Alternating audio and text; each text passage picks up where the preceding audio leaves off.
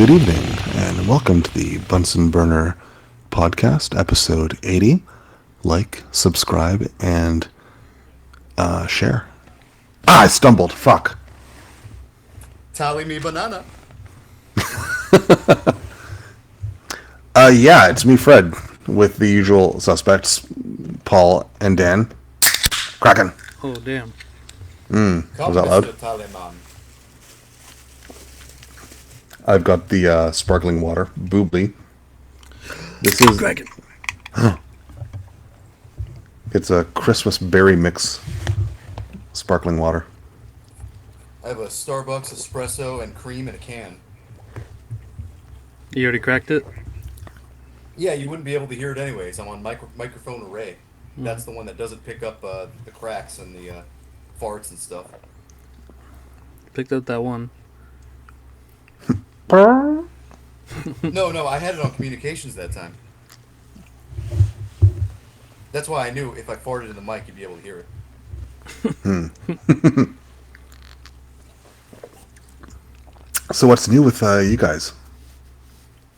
Paul went to the. Remember, Paul was telling us he went to a incredible mansion party or something like the Great. Yeah. The Great Gatsby. The Great Gatsby. What the fuck? I want to hear a bunch of rich white folk. Why do I want to read a book like that? How was your Great Gatsby party? Oh, it was incredible. Yeah. Incredible. Yeah. Just Tell us more. Great venue. Tell us everything. Great venue. Venue? You know how the place is big when they got the Halloween decorations inside. Whoa. Yeah. A lot of people. I think it would have been your crowd, Dan. There was a lot of whites and Slavs and Aryans. I don't know any white. I don't know that that's my crowd. I don't know any whites or Slavs or Aryans. I probably like to, but Yeah. my crowd is I don't know, it's dumb Mexicans. Yeah. That's who I'm always around. Yeah. I was around the in good company. No. The elites. No. Did they spit on you like they want you to believe? Nah, no one They would didn't spit on. you, huh? No one would spit on Shrek. They didn't hawk to a spit on that Paul? Mm-mm. Oh, very good. No, but yeah, it was Shrek, and I just played You were pool. Shrek. Yeah, Did you have the funny ears? yeah, I had like some beanie. It was over my ears, not above. Oh, so. wow. Oh, Lord. And then yeah, I just played pool all night. They just had like a little game room where they had 2 poker tables set up, and then a bar in there plus a pool table, and yeah, very big place. Were you allowed to smoke inside in the mansion? Yeah, people were smoking. Smoking cigarettes? Yeah, Oh, wow. they're just. Was it a venue or was this somebody's place? Like, what the hell's the deal? It's like a legit person's house. Did you meet that legit person? Yeah, his name was Josh, and he was Josh. like a zookeeper. A zookeeper, just like Kevin Okay. James in The Zookeeper, Yeah, which I've never seen. but yeah, I hit it off with some guy named, or he was dressed up as Mozart. Very good. But yeah, cool place. Yeah, how was the Rat Mansion though? Rat Manor? Yeah. I didn't see any rats. I guess the whole day sort of started off kind of interesting. So right after we got done with the podcast, that so this is coming out before that episode. So future episode, yeah. When we were done with that, I told you it was like, I'll probably wash the dog or walk the dog or something because Watch I haven't Dexter. showered yet, and yeah, I'll watch Dexter. As soon as my dad got home, he's like, "Oh, let's go to Vince's house. They want us to help tear down their like patio. What do you even call that? Like a patio canopy thing? Outdoor patio. Yeah, the outdoor patio. And you're like, So Pop, I that- just showered. I didn't shower. Oh, okay, that's good. Wow. Yeah, so I had to do a bunch of work right after that. I didn't get done till like 5. Damn. And then Vince's mom gave us like a Lascari's gift card, so I got to eat some free food. There you go. Yeah, and then I think right when I ordered the food, Miguel calls me, and he's like, "You ready? Ready for what?" He goes, "We're gonna go eat at the We're gonna go eat at the Holiday." And if Fred doesn't know what the Holiday is, that's a strip club. He wanted to go have The lunch at the steak. strip club. Oh, Yeah, all I right. don't know. I've never eaten at a strip club, and I I was I don't like, think I would eat at a strip club. yeah, probably not. You get you're gonna get booty flakes in your food. I don't know. Booty You flicks. get pink mouth. Pink mouth. Yeah, disgusting. Anyway, so yeah, I was like, well, I told Miguel, I was like, oh, he's like, you ready? I'm like, no. And as soon as I said no, he just hung up. I'm like, okay. Wants his yes And men with him. yeah, I know. So I went over. I guess they were all at Nathan's. We were all supposed to go to Rat Manor. Trevor, Nathan, and Miguel. And so I go over there to his parents' place, and his dad and mom are out there, and Miguel, I guess, had been drinking all day long. And Trevor said around So it's like when he 6 o'clock right now. In that in that story. in the story, it's about 8. Damn. It's about 8. And Trevor, like Miguel was just acting like kind of a fucking drunk dillweed. He called me a dillweed. That's why I say the word dillweed. I forget exactly how this. I remember what it was. He asked, he's like, "Oh, we're gonna take your van, Danny," and I'm like, "Oh no, I know how it started." Okay, so I guess there's a bartender at this place that Nathan's girlfriend was at, and I guess he was gonna go meet up with her, and they were talking about this bartender. They're like, "This guy puts receipts in the beer." He's like, "Made my beer taste weird. Let's go fuck him up. Let's go start problems." So Miguel's kind of like wanting to start problems with the bartender. He's like, "Let's go." I'm like, okay. I wasn't gonna go anyways, but he's like, what the fuck did he say? He's like, "Oh, we're gonna take your van, Danny." I'm like, "No." Huh? I'm like, "It's full of parts." I was like, "I was gonna Uber or something else," and he like puts his knee on my chair, and he just slips a little bit, and he like knees me in the balls. I'm like, "Oh, god damn it." Got a hernia And there. yeah, and he's hurting my hernia holes. And he's being a dick about it. He's like, "Oh, did I hurt your raisin nuts, Danny?" I'm like, "Yeah, you did." What the hell? And I think Nathan like just had enough of him, and he like grabbed him. He's like, "All right, calm down, man." And Miguel and Nathan are like, it looks like they're kind of goofing around, but then they're both grabbing each other like on the shoulders and like trying to wrestle each other to the ground. And Nathan kind of just boom, like shoves him up against the wall, like, and his back kind of hit the pillar. He's like, "Oh, Nathan, hurt my back! Oh no!" And he pretty much shut up after that, and he like left us alone. He like went in the corner by himself to stew. Then Nathan taking care of business. Nathan took care of business, yeah. And Taking Trevor care was of telling me, business. and working overtime. Yeah, but Nice. Trevor was telling me he's like, "Dude, I didn't want to go to the strip club." He's like, and Miguel wouldn't for like 40 minutes. He wouldn't shut up. "Oh, come on, because he'll like if he doesn't get his way, he'll like bitch and he'll like Course, you whine like guys. like a little brat. One of those, huh? It's gotta be his way. Or the highway. Yeah. My way or the highway. Yeah, well, I told the guys, I'm like, I don't know if I really want to be hanging out with Miguel tonight. If I want him to go. But he ended up going with Nathan. And Trevor just dropped me off. Or he stayed for like a minute. And right when we show up at Chris's house, it smelled like fucking pancakes syrup. Lovely smell. Yeah, I'm like, okay. So we get in there. And do you remember that guy, that Navajo Indian that we met at the More to Skull show? That like the sex trash shirt, remember him? Yeah. Yeah, he had his friend, that white guy who was like talking about Satanic War Master or something. Yeah. After Yeah, the show. those two guys were there. And I guess the white guy had like cologne that smelled like syrup. But that doesn't Why? explain why the entire house and the entire neighborhood smelled like syrup. But he's like, no, it's my cologne. I'm like, dude, that's really obnoxious. Obnoxious gas. Yeah, that's crazy. Yeah, I don't know what the deal with that was. And then what the hell else happened? So it was a little bit slow for a little bit, and then all of a sudden Kyle calls me. I'm like, oh hey Kyle. I'm like, where's John? He goes, he had to go back to work. He got called in on the job.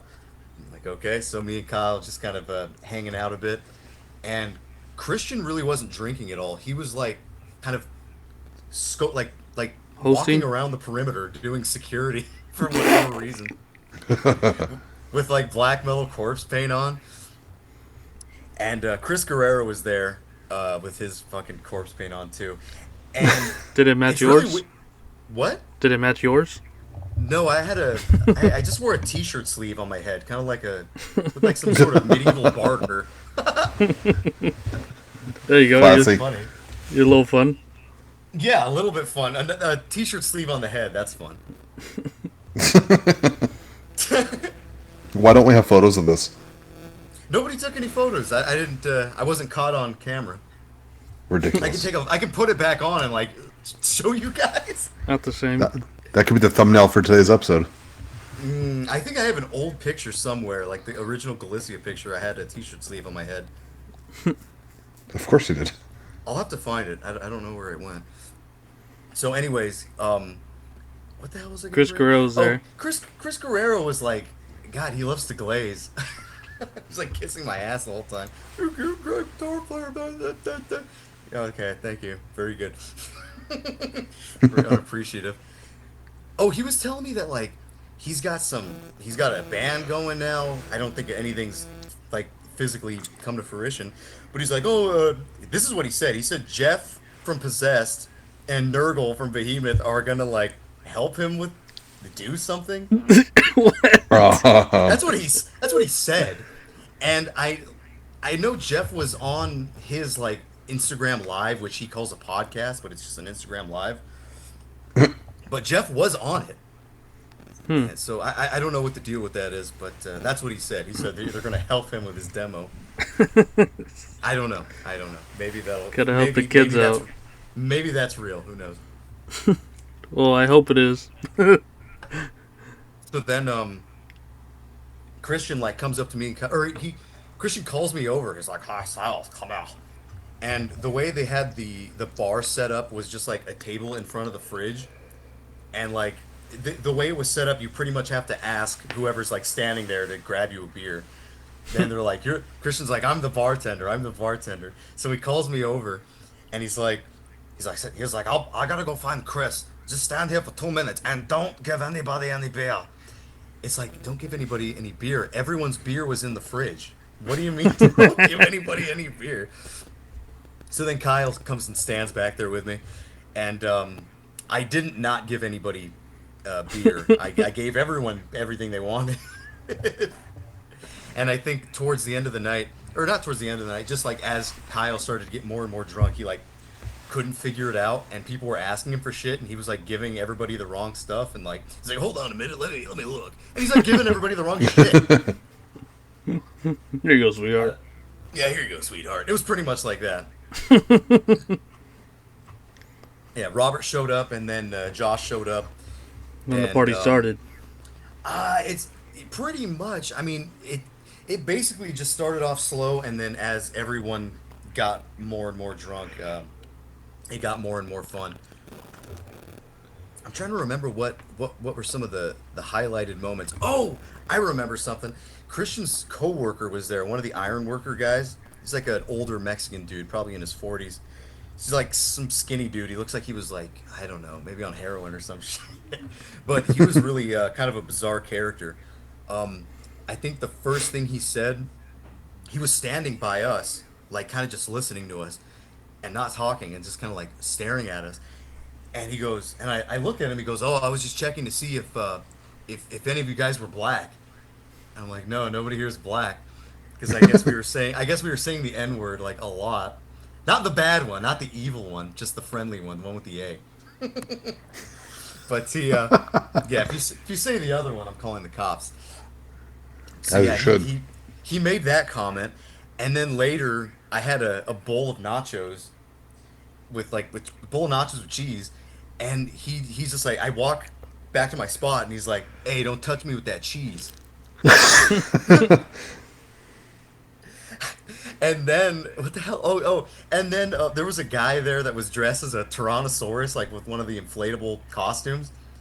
And that guy, like, he walked away from us, and the Tyrannosaurus was like had his back turned to us, and this dude just like starts stomping on the inflatable tail. Hmm. What? And then Christian heard me say that guy was a freak. He goes, "No, he's a good guy. So I'm lucky." I was like, Christian, I wouldn't say it if it wasn't true. A guy's a freak. Damn, I wouldn't trust him working with my iron. Who, the freak or He's a Christian? freak. Yeah, that guy was freaky. And then I remember this because of the nachos.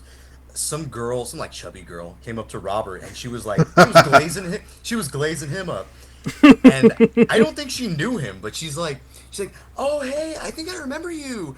Do you play music?" And Robert's like, "Yeah, how's it going, dude?" And they're talking. At this point, I'm pretty fucked up, and I'm standing there eating the nachos with the cheese, and all of a sudden, like my bowl of nachos just falls straight to the ground. I must have just let go of the bowl or something. Like as they're talking, like splats to the ground. And Kyle like is doing his like silent laugh, but he's like dying. Yeah. And I don't even try to do anything. I'm just like standing there like, oh, I got cheese on my head. And the girl's like, is there a trash can anywhere around here? And she's like cleaning up my mess. And I'm just standing there. Think Rob found the one. Yeah, maybe. She wasn't like hot or anything, but she was, you know, she was there, I guess. And then Haley was there, and she is really belligerent when she's drunk. And she was telling me, she's like, "Remember we used to debate all the time about life and everything?" I'm like, "I don't know what the fuck you're talking about.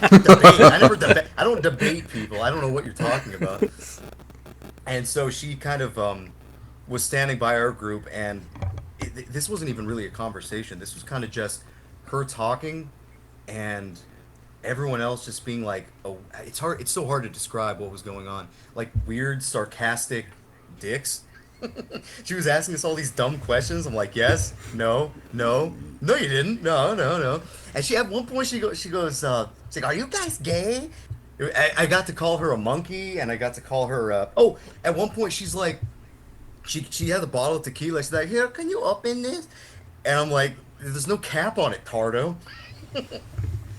So it was just something like that. It was really stupid, but it was a lot of fun anyways. This is already like 2, 3 in the morning. I don't even think I was drinking at this point. I was just drinking water. And I think we left around 3. And one of the final thing that happened that Josh really liked, there was like a skeleton sitting. They had a skeleton like set up by the bonfire, and everybody had pretty much come to the other side of the yard.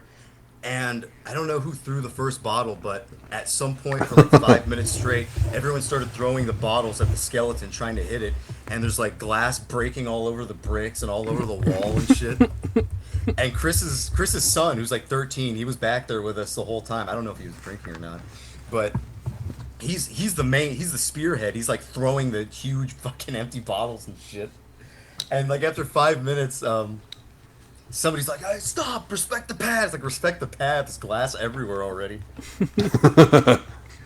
Fucking 99 bottles of beer at the wall and shit. Yeah, Josh was really enjoying it. He got like when that was happening, he's like, "Oh man, I haven't had this much fun. I can't even remember." And Rob turns to me and goes, "And you wanted to go home." Almost missed the skeleton bashing with the bottles. That's fun. Yeah, I haven't had this much fun since the Van of Ghouls. Fan full of ghouls. Yeah, did you see that? Like, I don't think Fred saw the picture, but it was Josh and Robert like behind the piss fence that was set up there. Did you see that? Yeah. It was just think like so. two pieces. It was like two pieces of fence set up next to each other, and they drew a pentagram on it, and they wrote "piss here." I was like, that's some scary decorations. Fucking Josh and Rob behind there. That Navajo Indian was like drunk, squirming in his chair. It was pretty funny too. Yeah, it was pretty fun. It was That was my Halloween. I probably won't do anything for actual Halloween. What? Why not? I don't know. I just nothing ever seems to happen on actual Halloween. Nobody seems to be doing anything. Yeah, we got practice the next day, so We do. We have practice on Friday. we'll wear costumes. You can wear the Or, shirt sleeve. I always, you know what? What's so funny is I always had that idea of the shirt sleeve. Like I said, I did wear it for like a Galicia promo picture, but I'm thinking like, when am I ever gonna get to wear this T-shirt sleeve? And I was in the shower getting ready for the party. I'm like, costume party. I can wear the T-shirt sleeve on my head. I don't can know do why it. I like that look. I've never seen anybody else do that besides Maximum Bob from the Deli Creeps, the Buckethead, the OG Oh, yeah. Buckethead band. And it's funny, Chris asked me, he's like, "What are you supposed to be?" I was like, "I'm Maximum Bob," and he had a Buckethead T-shirt on. I'm like, "Oh, you know?" He's like, "Oh yeah." That was kind of just a coincidence. The Buckethead Maximum Bob T-shirt sleeve conundrum pipeline or something. And then the next day, I just went to Drew's. We were hanging out for a bit, and I showed him episode 1 of Fish Tank, and he really liked it, which is sort of surprising, but maybe sort of not. And he's like, "Daniel, you realize all these people are autistic?" It's like Sam, the producers, everyone. Yeah, this latest episode wasn't too hot. I thought it was Was gonna. I thought it was gonna fucking like after the second episode. I thought it was just gonna like launch into something awesome, but I didn't think it would. How could it? The first 2 are probably going to be the best ones. We'll see. I guess we'll just have to see. yeah, because like literally whatever her name is, JC JD, left, Mm-hmm. and it's like, all right. And then Jimmy's just like the best one. Everyone else is just kind of losing it. Maybe Cole's good. But that's about it. Yeah, Cole's got autism. He said, and Jimmy, there's something. I don't know. He's very strange, but I like him. Yeah, I liked his prayer. That shit was Oh, the funny. Christmas. Yeah, it's funny. Yeah, But, we'll just root for Jimmy. Yeah, I think Drew likes he's Megan. the gamer. Yeah, the gamer, the Roblox player. I think they said they're like, oh, your account got hacked. You're obviously not playing right now. But That sucks. You're trying to freak her out. Your Roblox account has been compromised. but Fred, what you had a metal show recently, right? Fred had a I metal did. encounter. I did. It was a close encounter of the nerd kind. The metal kind. Yeah, on Friday, show downtown. No, it was fun. So the first band was a Canadian band that I hadn't seen before, Erythrite Throne, and I pulled up their discography before going to see it, and there are like a million albums, so I just said, fuck it, we're gonna just see what it's about when I get there. I don't know, like, I don't even know how many albums this guy has since 2018. Hang on, let's see. Fucking hell, must be like 30 or 40. Damn. Yeah. So it's like the set he played was basically dungeon synth. And it was pretty good for what it is. Apparently some of this stuff is more black metal, and has kind of like a summoning thing going. But for this particular set, it was just dungeon synth. And it was pretty funny because he wore like a black face cover and had a chainmail like hood over his head, and it looked okay, I guess, but like it kept like falling over his eyes. He had to keep pulling the chainmail back up so you could see the keys that he was playing. It sounds like a Three Stooges bit. So that was pretty funny. Second band was another Toronto band, Knocklich. Yeah, you've That, seen them before. Yeah, I saw them once before at the release party for their album from this year, Exaltation of Evil. They were fine on this show on Friday, but the show that I saw them at when they released the album was better. They were headlining for one, and it just had a bit more energy to it. And it didn't hurt that on that prior show he was actually singing through a skull, which was really I felt like something Dead would have done in the classic Mayhem days. Hmm. But yeah, no, that was good. And the headliner was a band from the U.S., Morbid Romance. Yeah, They're from represent. Yeah, they're from Pennsylvania. And the style of black metal they do is very French, and like their name is taken from a Celestia song. I think it was from the first album, Apparitia. And like they don't hide it either because they cover that song too on their one of their demos. But like they absolutely nail that very niche sound. They sound like Celestia or Mortifera, like one of those Noctu related French bands that sounds gothic without really implementing gothic elements, if that makes any sense. The Yeah. guy from Morbid Romance, his picture on Metal Archives, he's in a wheelchair. Is he? Yeah. I'm just wondering what is so black metal about being in a wheelchair? That it's disturbing? That would be disturbing to be in a wheelchair, therefore it's black metal?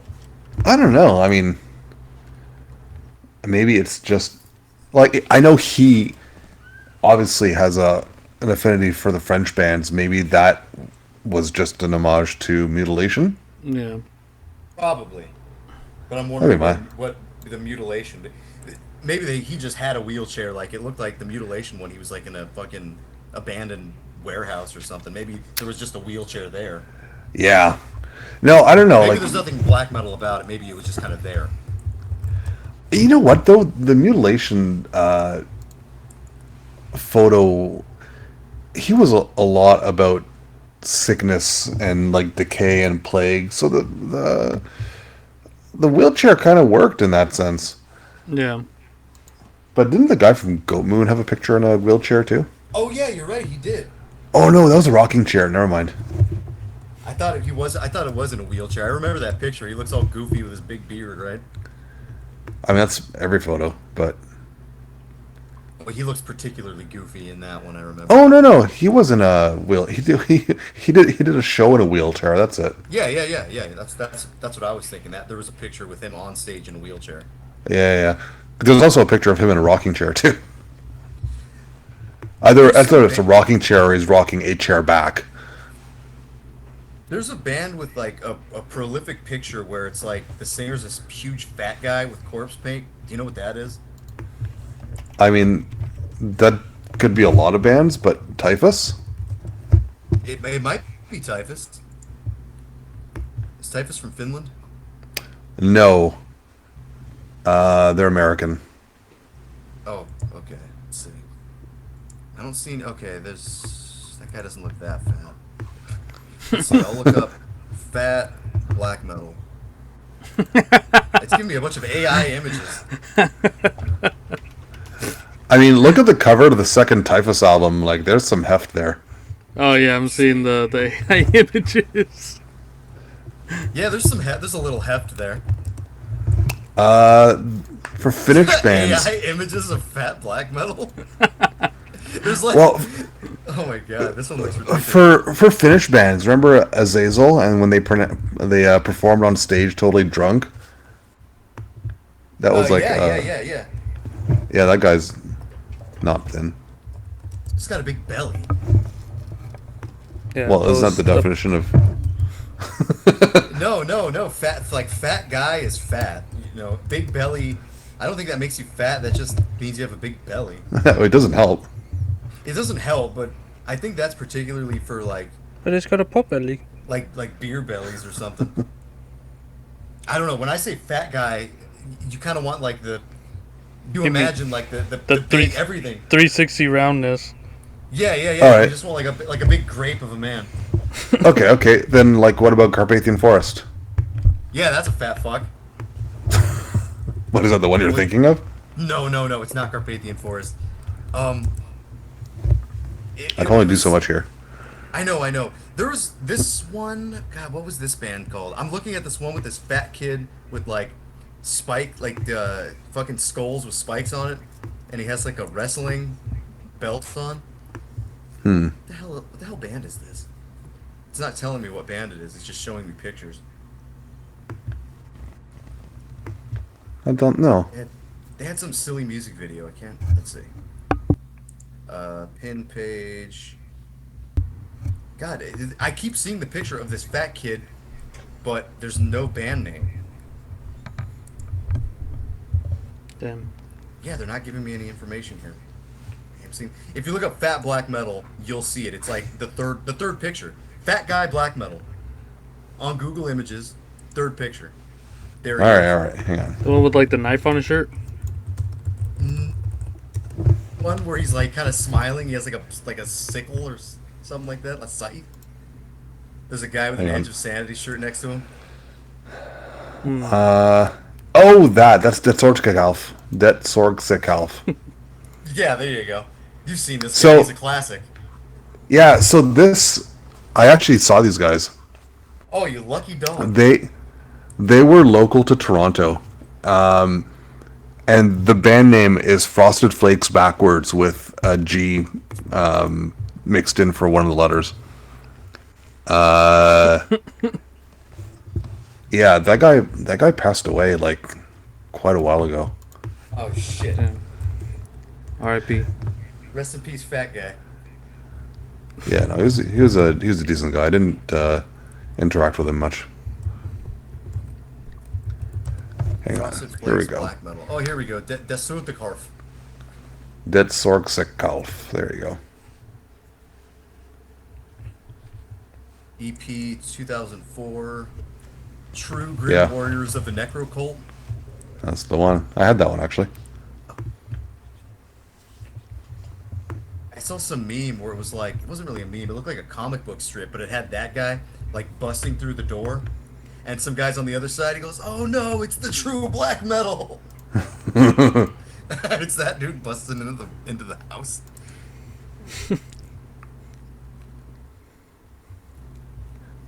Yeah, no, that wow, that takes me back. Jesus Christ.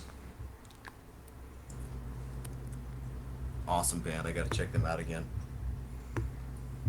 But Well, it yeah, reminds that me was of, my concert experience on Friday. It was a good show. What was the first band you mentioned? I had to turn the air on in here. It got a little hot. Erythrite Throne. So it's spelled ERYTHRITE. Earthright Throne. And like you'll get it when you pull up his discography, then I'm like, yeah, fuck it. I'm just gonna see him live. That's intimidating. There's too much music there. Yeah, you got to be I always along for feel the very- ride. I always feel very weary about bands like this. It's like, can all this stuff be good? Probably, I assume not. I mean, on one hand, if it's dungeon synth, it can't. I don't think it's that hard to make dungeon synth. You know what? Maybe we have some people out there who will be like, Fred, It's hard fuck you. It's hard to listen to a lot of the time. Oh, Got him. oh. It is. I like it sometimes, but some other times it's like, oh my god, enough. It almost just feels like filler. It's like, what are you doing? It's soothing. It's But, supposed to be soothing. Let me serenade you. It can be. Yeah, I suppose so. But yeah, no, it was good live, but like I looked at all the releases, I'm like, yeah, not so much. That's a lot of commitment. So was it a full band or was it just the one guy on stage? No, just the one guy with a keyboard. So it was. So just if a he has dungeon any synth- black metal material, which It was just a dungeon. yeah, it synth was set. Whoa. all dungeon synth, yeah.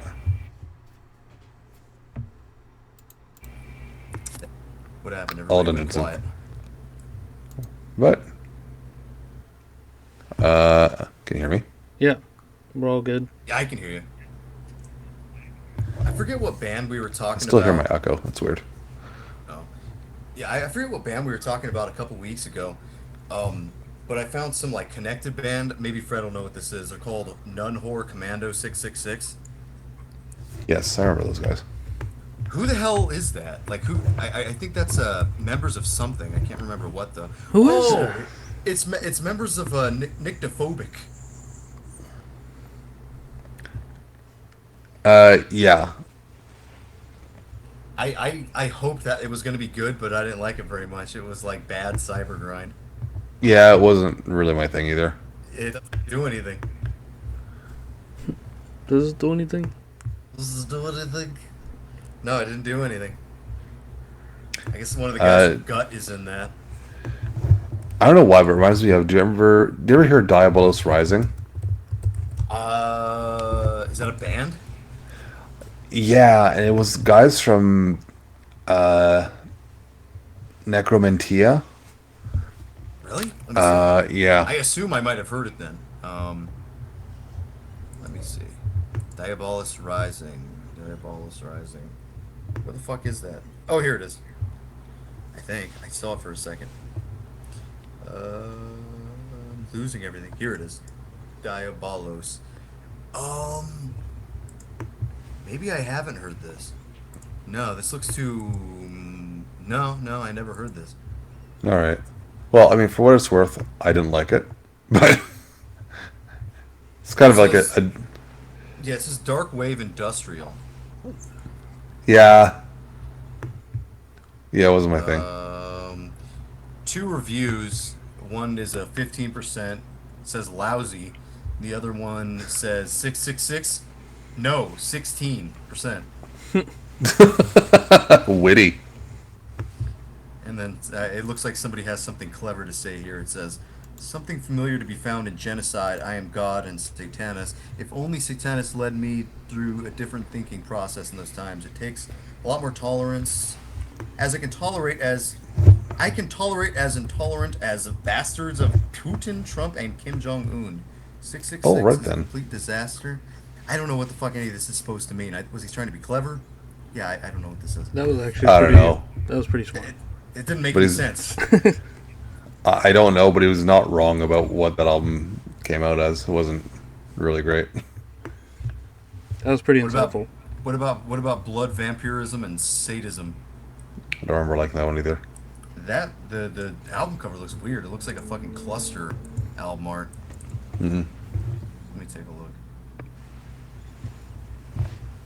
Oh, I think I do remember this. Does this have a really shitty music video? That I don't know. Red, no shit. There's a guy in this music video that looks like you. Oh, please no. It is, Fred. Maybe it is. Hold on. Let me take a picture real quick and send it to you guys. Fred, you can be the judge. Does this look like you? Because I've seen an older picture of you, and this looks like the older picture. I think you were at like a Halloween party or something. Let me Where you have have a look. you have a cool fedora on. What, a fedora on? Yeah. Does this look like you, Fred? Take a look at the Instagram. Hang on.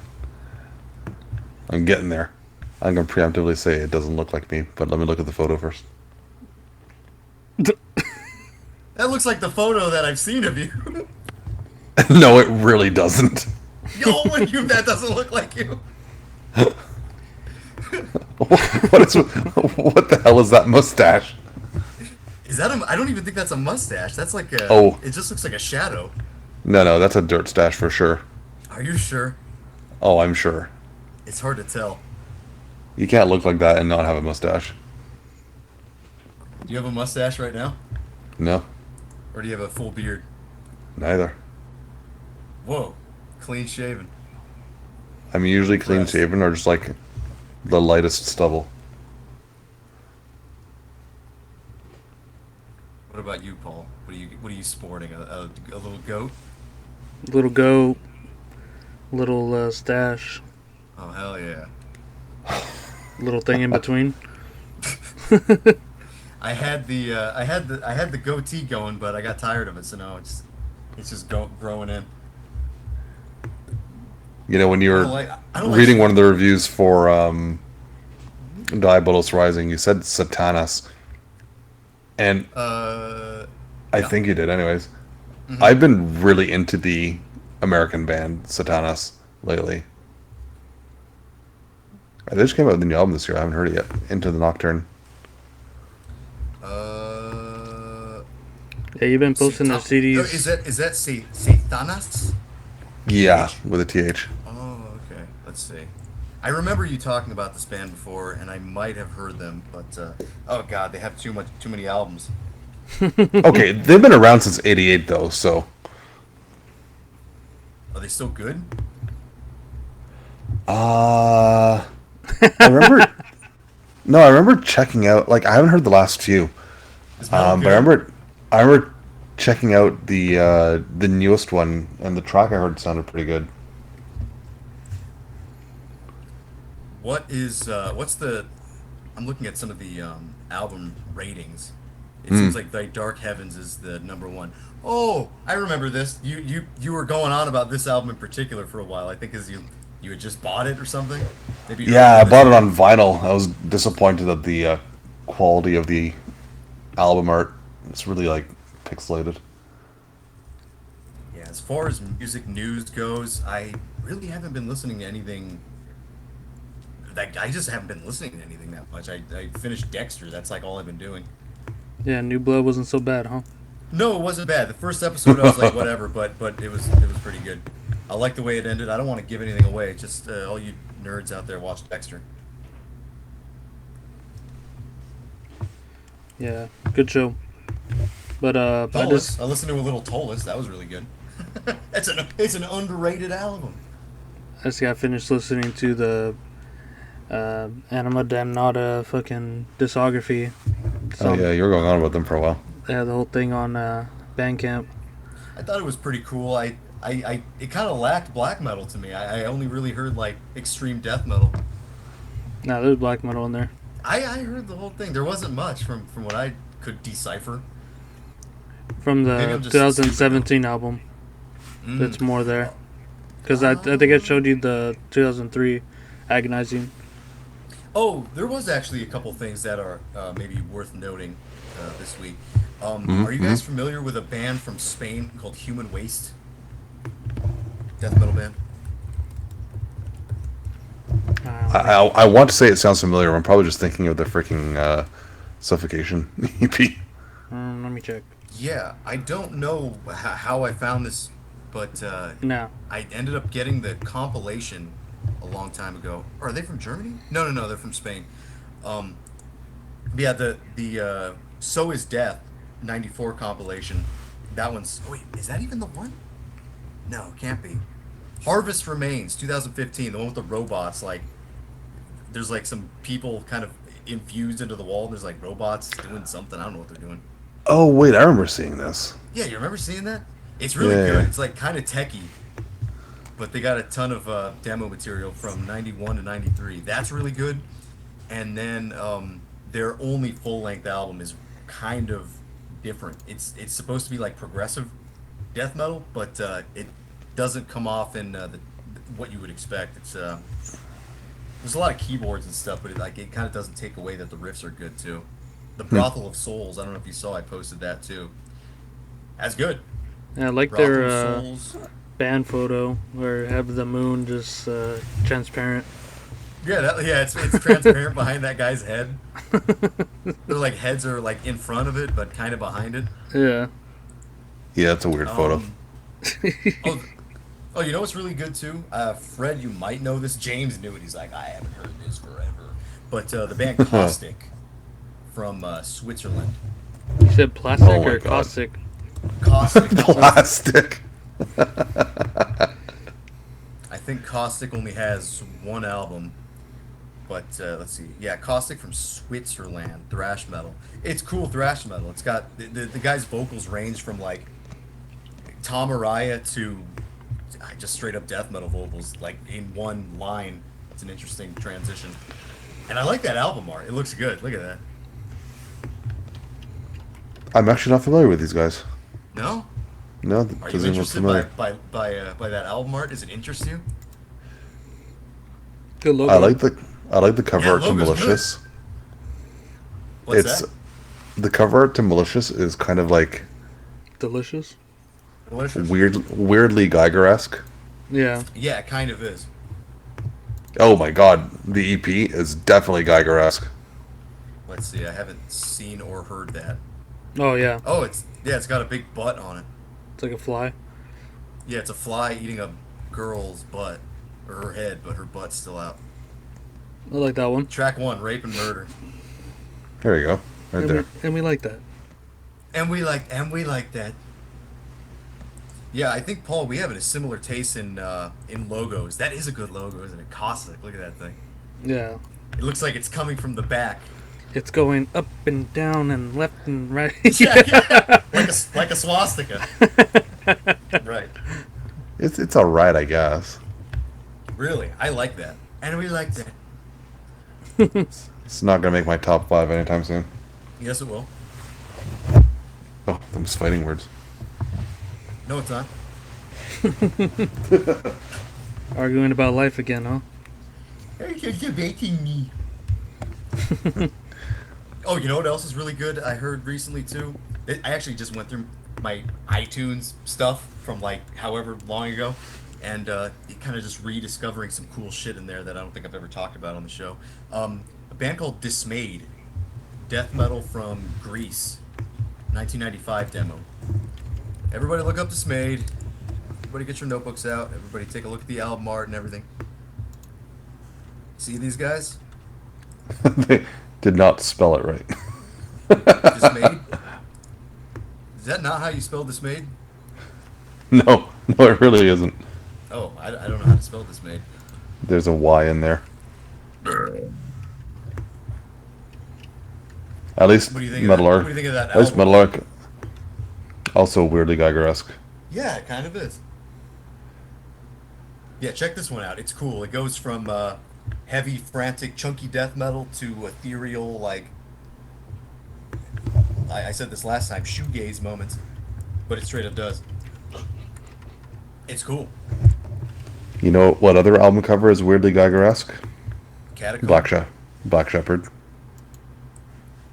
Yeah, that's an interesting knockoff of. Well, that one even has the baby alien in it. Yep. It's got the whole thing, just shittier.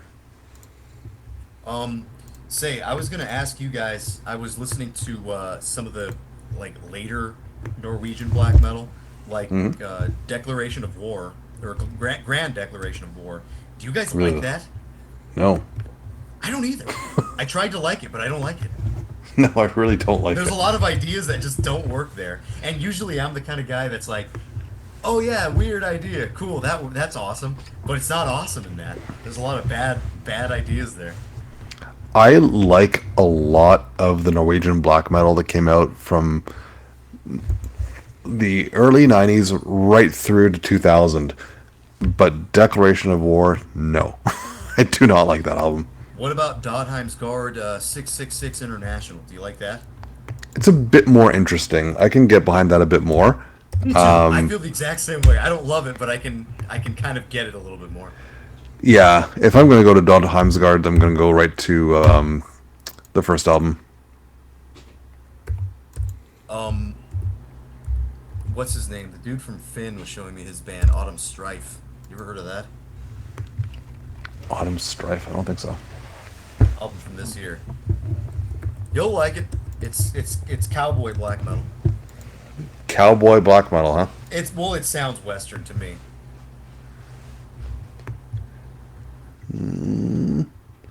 That cover art is something. Yeah, it's something. Yeah, if I do declare, it does look a tad Western. And the logo looks a little Liars and Waitish. Yeah, it's pretty cool stuff. I have something liked here in my like videos. I don't know what it is. I don't think I ever got around to listening to it. It's called Paranormal Waltz. It looks pretty good. Oh yeah, It it's a just great. looks good. That's a great EP. What is it? Just like melodic death metal? It's doomy. It is? Yeah. Melodic doom doom death metal. Okay. And you know what? It's actually like doomy. It sounds like you're doomed. Yeah. And No, not it's like, pretty. like you're having a nice time. Yeah, Paranormal. Yeah, no, you could probably like draw some parallels with the Peaceful bands. Not a ton, but it's got that kind of mood to it.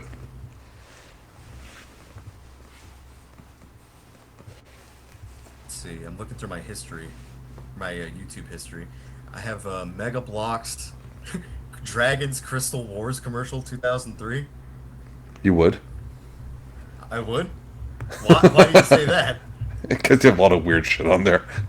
I had those when I was a kid. The dragon, like medieval Mega Bloks. I was trying to find out what it was. Somebody on Reddit had the answer.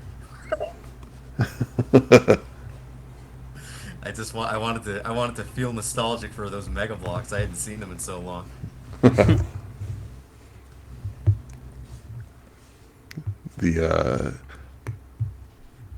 The old Magic cards that I have, I've been just pulling those out and selling some of them. And The same guy who showed me Magic also showed me the Mega Bloks. But I never got Magic. I always thought it would be cool. I don't know about now. I don't know what I would do with Magic cards now.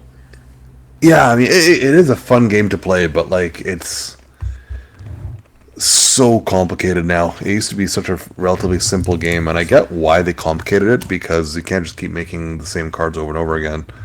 But yeah, and all the game styles, like they got new ones like Commander and shit that just like, I just like playing the modern because you just play with like, it's like, I think it has the least amount of like banned cards. Yeah. Yeah, and that's the thing, right? Like I don't want to catch up the last 20 years of gameplay, but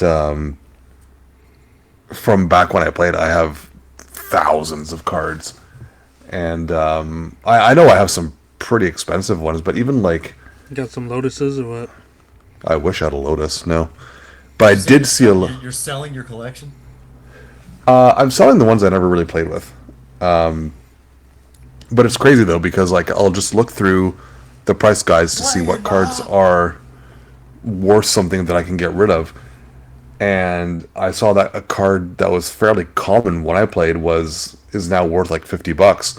So I went through my boxes and pulled out 8 of them. Fuck. So I just sold those.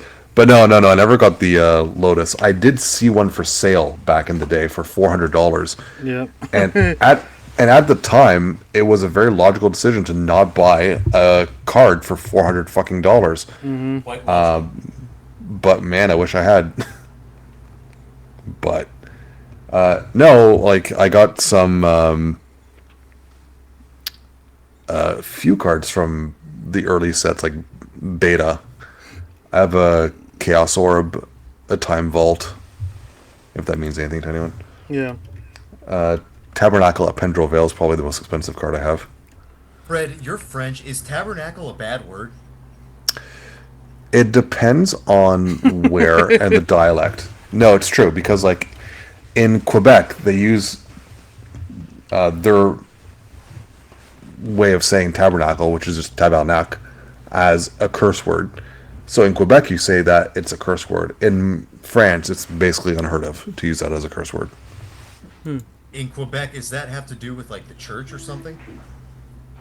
Yeah, like the tabernacle is like the little container that they put the Eucharist in between masses. So why is that a curse word? Because it's like saying holy shit, or Jesus Christ, or it's just like The using blaspheme, kind of. Yeah, exactly. You use I see. holy words as a negative to express whatever. Understood. It's like gosh darn it, except the bad one. Yeah, exactly. Gotcha. Like you're not supposed to say Jesus Christ out loud because that's disrespecting his name. Well, it's the same sort of deal. Oh lord. Down, Oh, loudy. down. Get.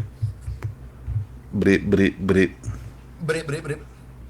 I'm glad you brought up Magic the Gathering. Now I'm gonna have to just watch Magic the Gathering YouTube videos until I understand this stuff. Oh my God, there's some fucking soy jack bugmen on here with these Magic the Gathering That's cards. all it is. That's all it is? Yeah. It's not cool. It's not cool. It's actually a I thought it pretty was- I thought it was simple for, game, like- and I thought it was for like fucking badass guys who were like awesome. Nah. It It's not. is. It's just for like, what happened? I thought like if you had a beard and stuff, you were cool. All these like bearded, long-haired guys, they look like their rooms are fucking belong to a 10-year-old or something. What Pretty is much. that? What's the deal with that? Nerds. That's all they're. That's the long and the short of it. Get those nerds! But it is a pretty fun game, and it's at its core fairly simple. Like, especially if you take just the early sets, like there aren't a million rules you have to know. You just kind of Read it off the card. yeah, exactly. Like you draw 7 cards to play your turn to start the game, and on your turn you can play 1 land per turn. Each land gives you 1 energy, and you use that energy to cast spells. So if you have a spell that costs 1 energy, then you can use only 1 land during your first turn. Some cost Land. more, and they get more powerful as they get more expensive, generally speaking. Yeah, gotta get that mana up. Yep. And now there's a whole bunch of new mechanics that never existed before, and you have to know things that you didn't need to know before. Did you actually pull out your card with your left hand? You took the left hand path and you lost. Is that how you play? No, I don't know. Just riffing. Oh, but man, I wish I'd gotten. I never actually played the Time Vault that I have, but that card is stupid powerful. The Paul, do you remember that one? No, I'm looking that one up. Okay, so essentially it comes into play tapped, and you have to skip a turn to untap it, and then you tap it to take an extra turn, and then to untap it again you have to skip a turn, which is fine. But so that card is like using it by itself is pretty. It gives you like versatility to take an extra turn when you need it, and skip a turn that you don't need. But if you pair it up with another artifact that's actually really common called Voltaic Key, which is just untap an artifact once per turn, basically. That's it. Infinite turns. It's game over. Damn. Dan, so you have this one? I see this shit selling for like $900. $900 is probably the white border one. I have a black border one from beta, and Yeah, that's probably that's, worth more. It's probably closer to like 3,000. Yeah, I'm looking at that one right here from 93. Yeah. Damn, bro. I'll give you Nah, I can't win. The Branacalled LP. There you go. It's My brand called EP too. is the thing that's depressing is that these cards that I collected like 20 years ago, over like 20 years of collecting, I don't have any LPs worth even close to some of these cards. It's just too underground of a taste that you have. I think it's just that Magic cards have become that popular. Yeah. Like these prices just don't make sense. Like, who the hell would pay this? But like it happens. Like I had a card called Yavimaya Hollow, but it was a shiny version, and I sold that a couple weeks ago for $550. Like, people actually pay these Damn. prices. Damn, I wonder if I have anything that is worth any money. I don't think I do. Do you have a car? Car? It's not worth a lot of money. I have a car, but it's not worth much. It's an old car. I have a 2005. Nice. It ain't worth shit. Better than nothing. I suppose so. I'm looking at this this picture that Jub posted on Post. It says, or it's a Japanese movie. It's called "Let's Make the Teacher Have a Miscarriage Club." That's the name of the movie. What the fuck? It seems interesting. It seems like something. Yeah, it does seem like something. I don't watch weird movies that much. Sometimes I don't know. Sometimes I just get bored. But I might watch this. This seems a little bit more interesting than most. At least that title's drawn me in. Man, now I want to listen to Paranormal Waltz. Yeah, let's do that instead. And Satanas. Oh, what Man, a good band. that sounds like or that movie you brought up. It sounds like every fucking slice of life manga coming out. What is slice of life manga? It's just bullshit day to day, um, like following a character around day to day. Is You get a prison slice of their school life. slice of life, or what the fuck is that supposed to be? That's just comedy. That's a weird one. I like that one. Yeah, Hmm. but I don't know if I can get into this kind of stuff. This manga shit. I don't know. yeah, it's awesome. I just don't know. It's awesome. Yeah, you gotta read, boy. Like Alex said. Go easy on her, dude.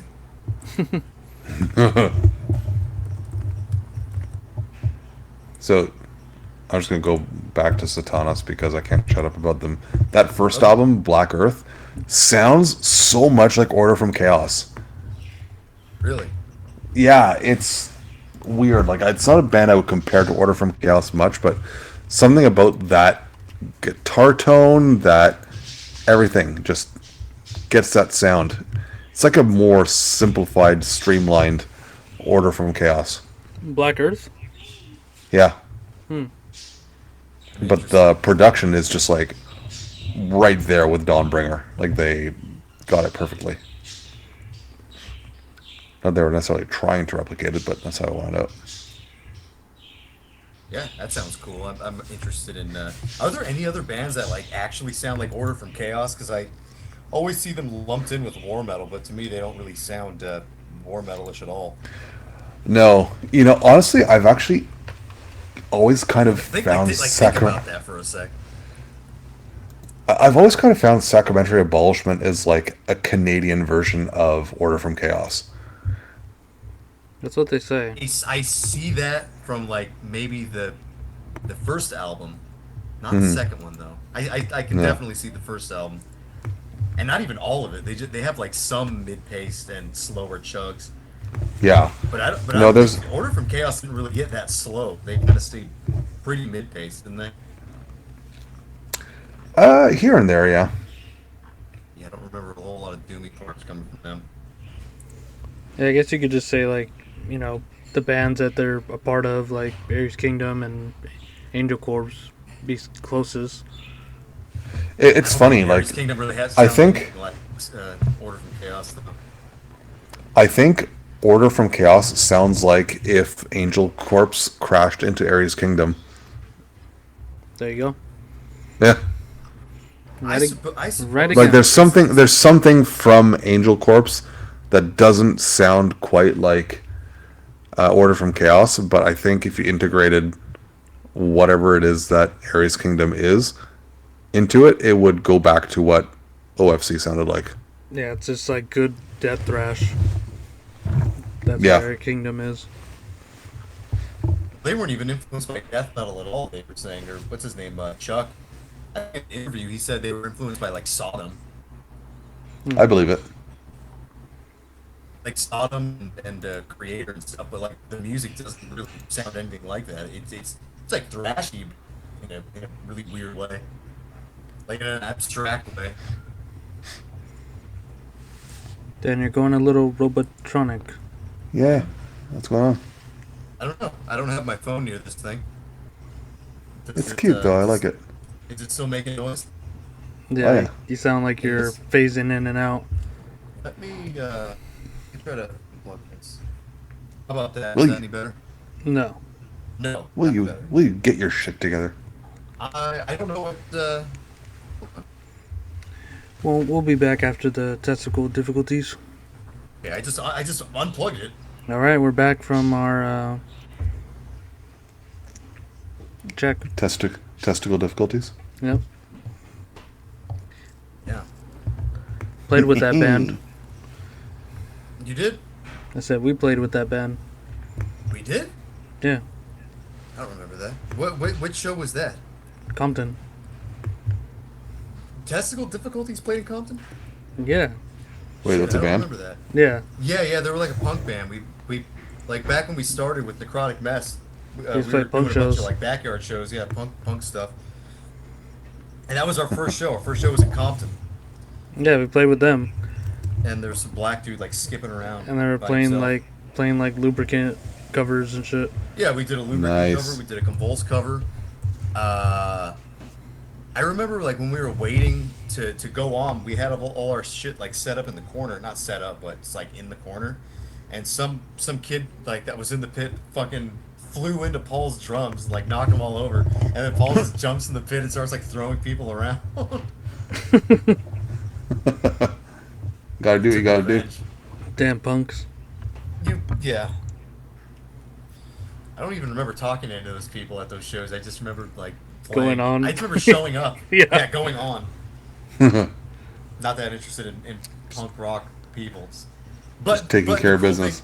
the cool thing about those shows was like people were so unfamiliar with death metal that everybody was like going nuts. That's what I always liked. Yeah, they would just go, and it was like musical chairs. As soon as the song stopped, they would, and then just Yeah. clap, and then when it starts, it would just like resume. Yeah, I mean it was fun at the time. No, it was think cool. I'm ready for I think I'm ready for a venue. Yeah, We're working on it. working on it. Mm-hmm. I'm working over here. I think I'm gonna get another espresso. Go crazy. Well, should we go break and come back? Yeah, yeah. All That right, sounds good. Yeah. we'll be back. All right. All right, we're back from break and cracking, Ah. I I didn't hear a really little drink bit of down. buzzing. and Fred buzzing again. Why am I buzzing? I'm supposed to be buzzing off these drinks, but Cause you're a bumblebee, dude. I saw online they I have like that. they have the B movie in its entirety as a GIF. What does that mean? Oh, like you can send it the Yeah, entire movie? yeah. And does it have it- sound? Or is it? No, it's just a GIFs GIF. Don't have sound. Oh, okay. Is it sped up or something? Or No, it's just the full runtime. that's perfect. That's a big gif. Yeah. But yeah, Fred, it's your pick, and I'll say it's all Greek to me. I was gonna say during the break, was watching The Simpsons, and it's the one where Apu goes, "Homer, are you stealing squishies?" It's an iconic line. It is. Yeah, see the last few episodes, Paul. I don't know if you've noticed this pattern. I'm just like normie mode. I'm like, oh, I was watching Family Guy. I'm watching The Simpsons. What's next? What's the next normie? I don't know. Dexter. Nah, Pretty Reddit. that's a cool guy. It's not as Reddit as Breaking Bad. Yeah. And it's not as often you hear about Dexter.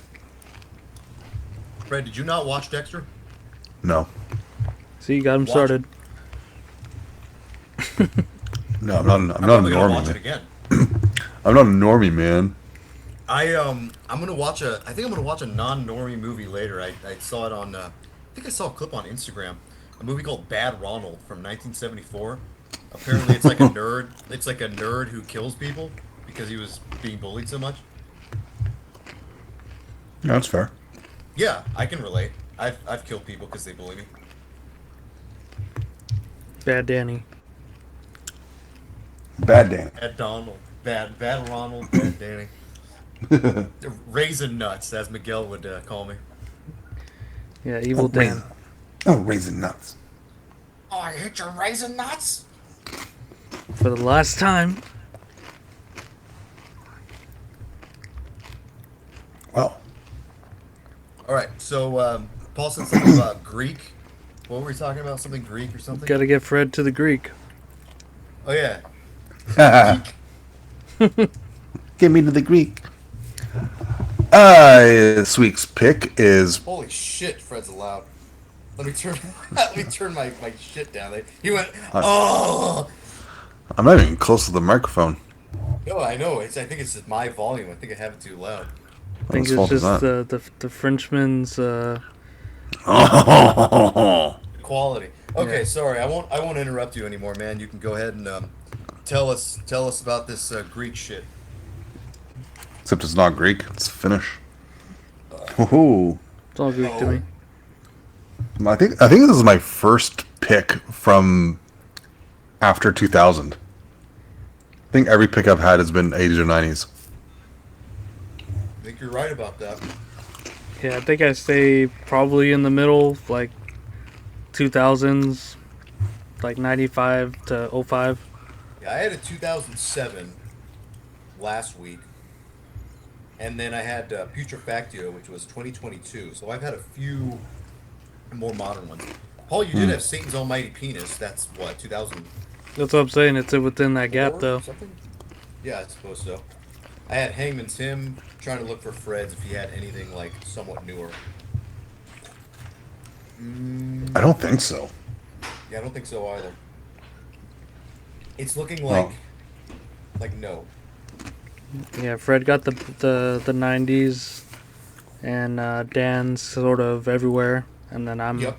kind of stuck in '90s to 2010. Oh yeah, Yeah, you are. Blood Revolt. That was probably Furthest. the most modern you've gotten. That was a cool album, though. Hmm. I did Horror too, which was like 2010 or something. It was Yeah, a demo. it's looking like Fred hasn't picked anything outside of the 80s or 90s. Well, let me tell you. Welcome to the We're- future. Yeah, we're doing that today. Run to the future.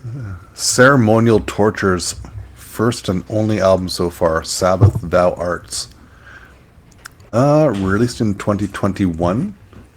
Probably my album of the year of 2021. Because it's fucking great. Well, what makes this unique here? Yeah, what's this? project? Why is this your pick? It's just so... Hang on a second. Sorry, And hang I on. get it. Fred's really into the first wave stuff. He's first wave Fred. Last week his last pick was something that sounded Greek, and now here we are yet again. So he's gonna have to argue his way out of this paper bag. Yeah. But When I he think comes he's taking care of business. Okay. Break. Oh, he's back. Yeah, sorry, I'm back. Oh, I was telling the listeners that you're gonna have to argue your way out of this paper bag because your last pick was something that sounded Greek, and this And- time it's again something that sounds Greek. So But what's the He also has just a running, I guess, not a streak, but first wave Fred? commonality of bands that aren't Greek that sound Greek. Occult shit. Yeah.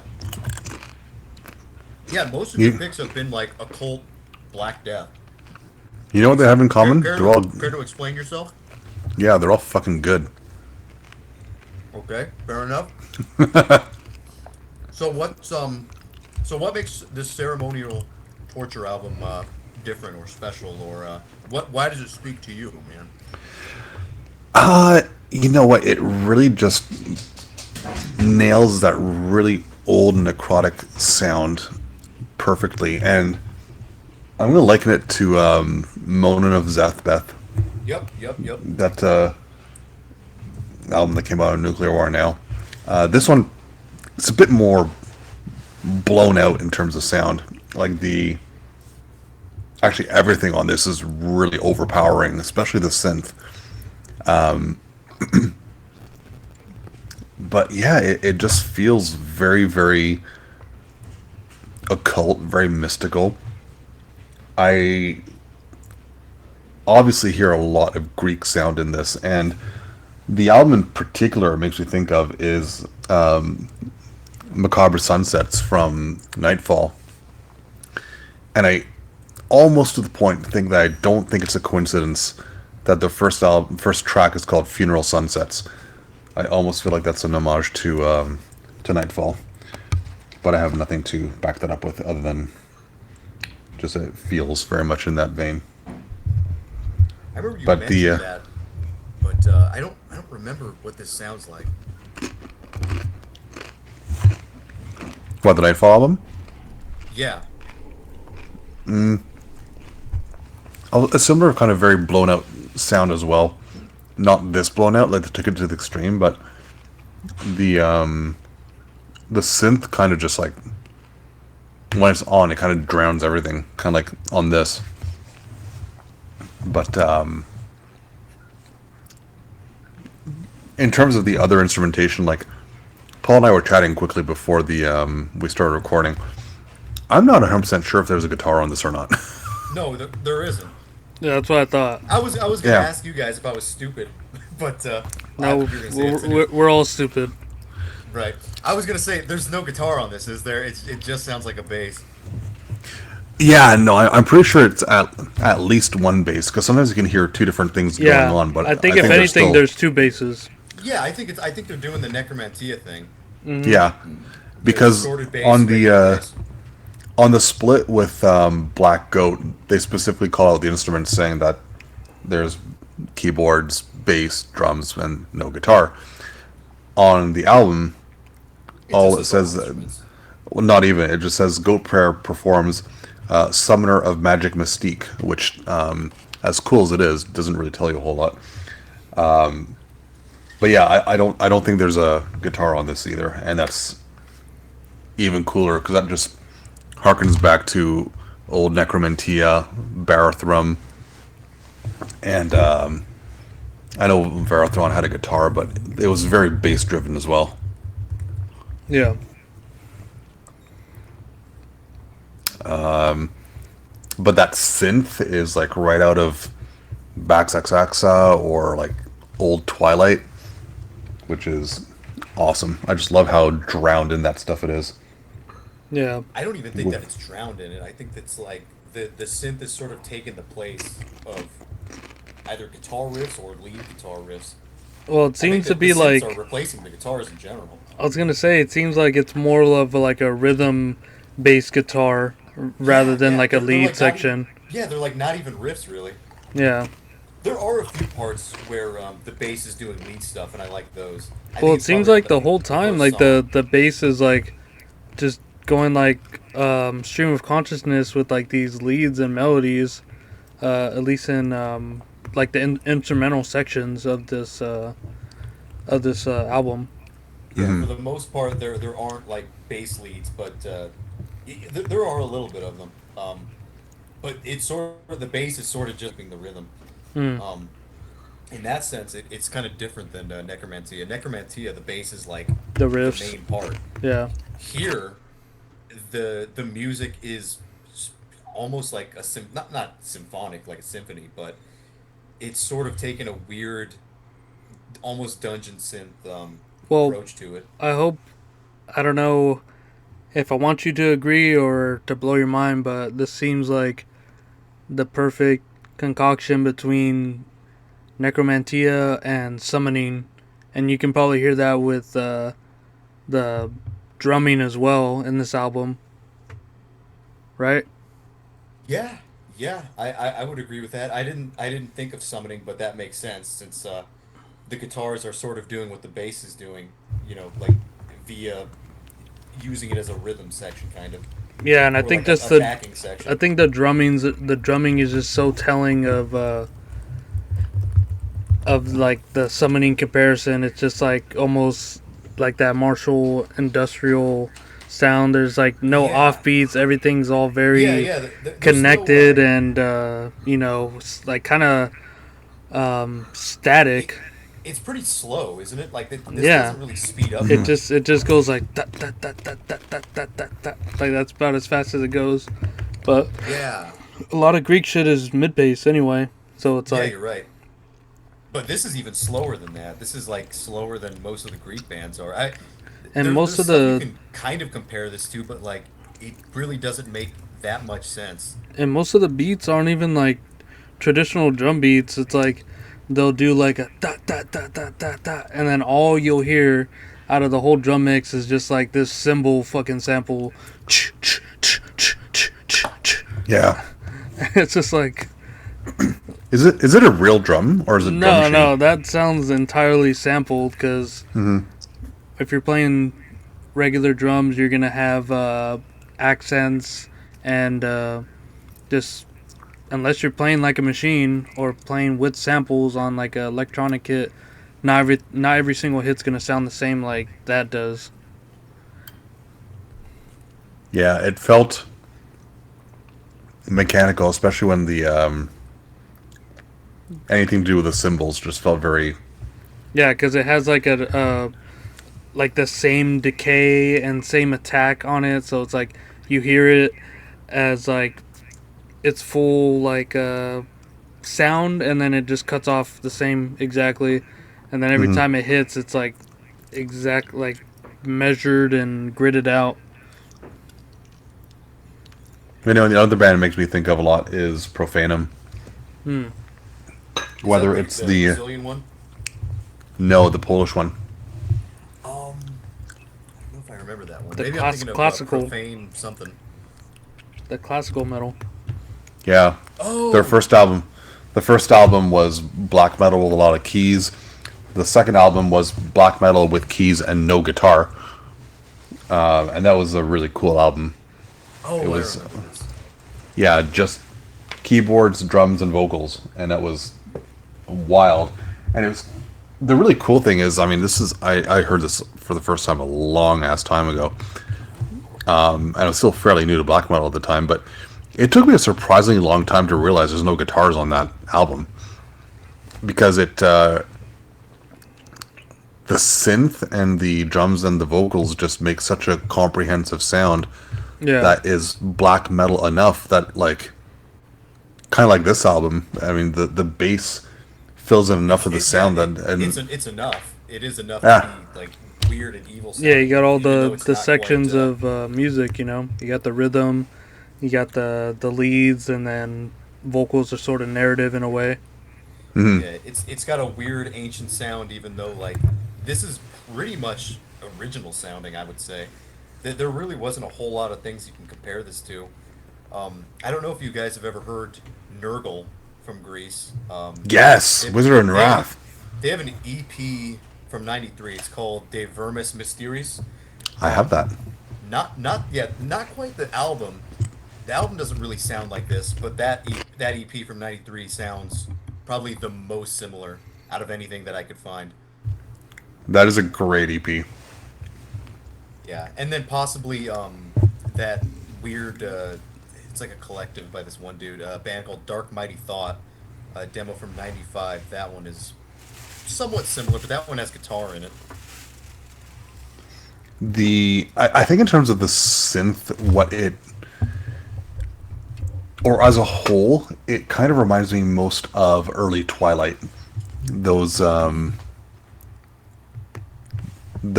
demos that came out in the '90s. I know they had an album that came out that was not much more cleaner produced, but those demos and especially like 2 or 3 song promo that is very keyboard and bass driven and early Twilight is some of my favorite Greek stuff. Along with Zephyrus, actually, I could see some Zephyrus filling into this as well.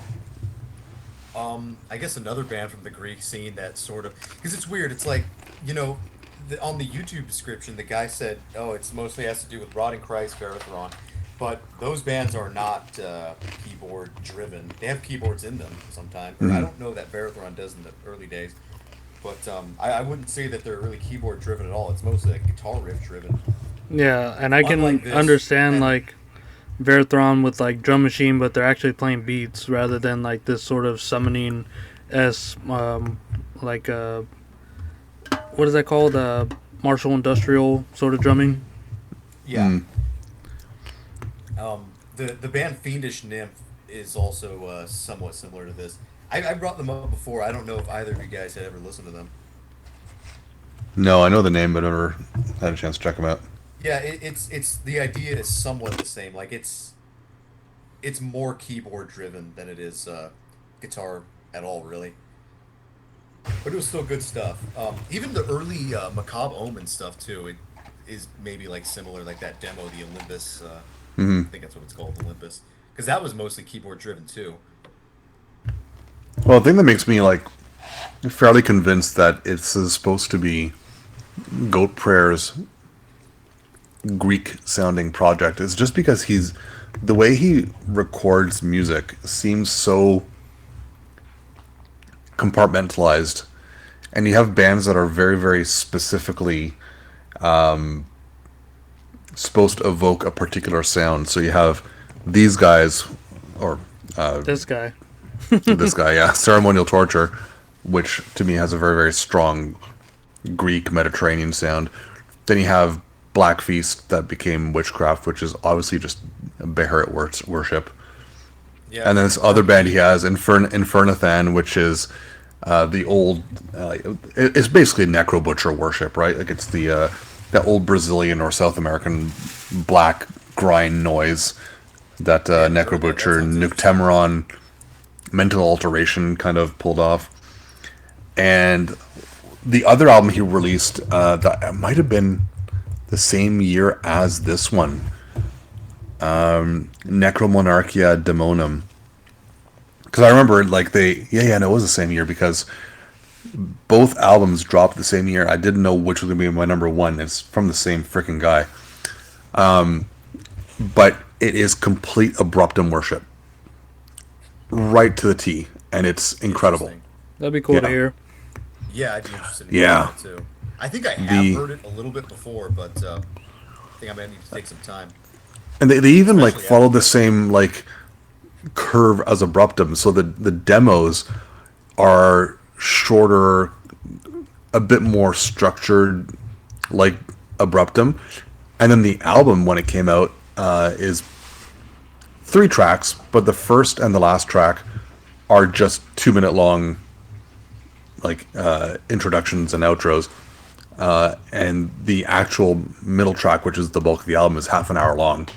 So just like Abruptum, one long track of basically black metal deconstructed into its primordial elements of just screams, guitars, bass, drumming in no particular form. And it's terrifying. It's such a good album. Have you come across? I don't know if you mentioned this one yet. Darkera from the same guy. I know the name, but I haven't checked it out yet. The logo, it just looks. He has like a lot of Barathum. bands. Yeah, that just looks like the Barathum logo. So I assume that's what it's for.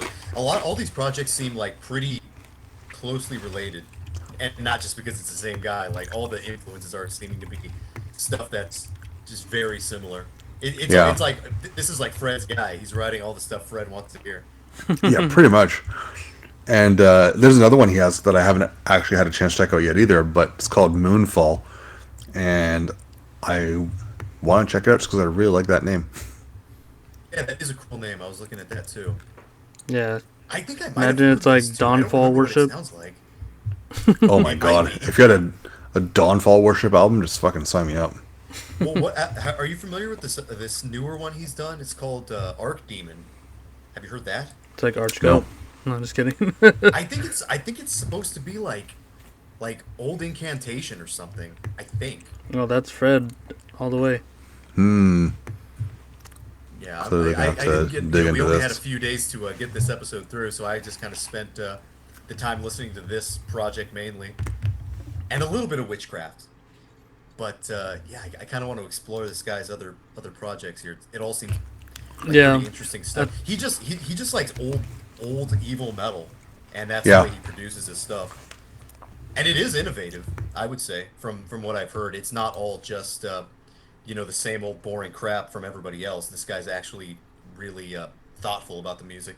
Yeah, I think within the context of like this guy having so many projects, doing having a variety of like this evil metal, as well as just doing it. I don't know if this is telling of like, is it all solo projects for every band that he's in, or I don't does think so. No, he's got members. No. in some of them.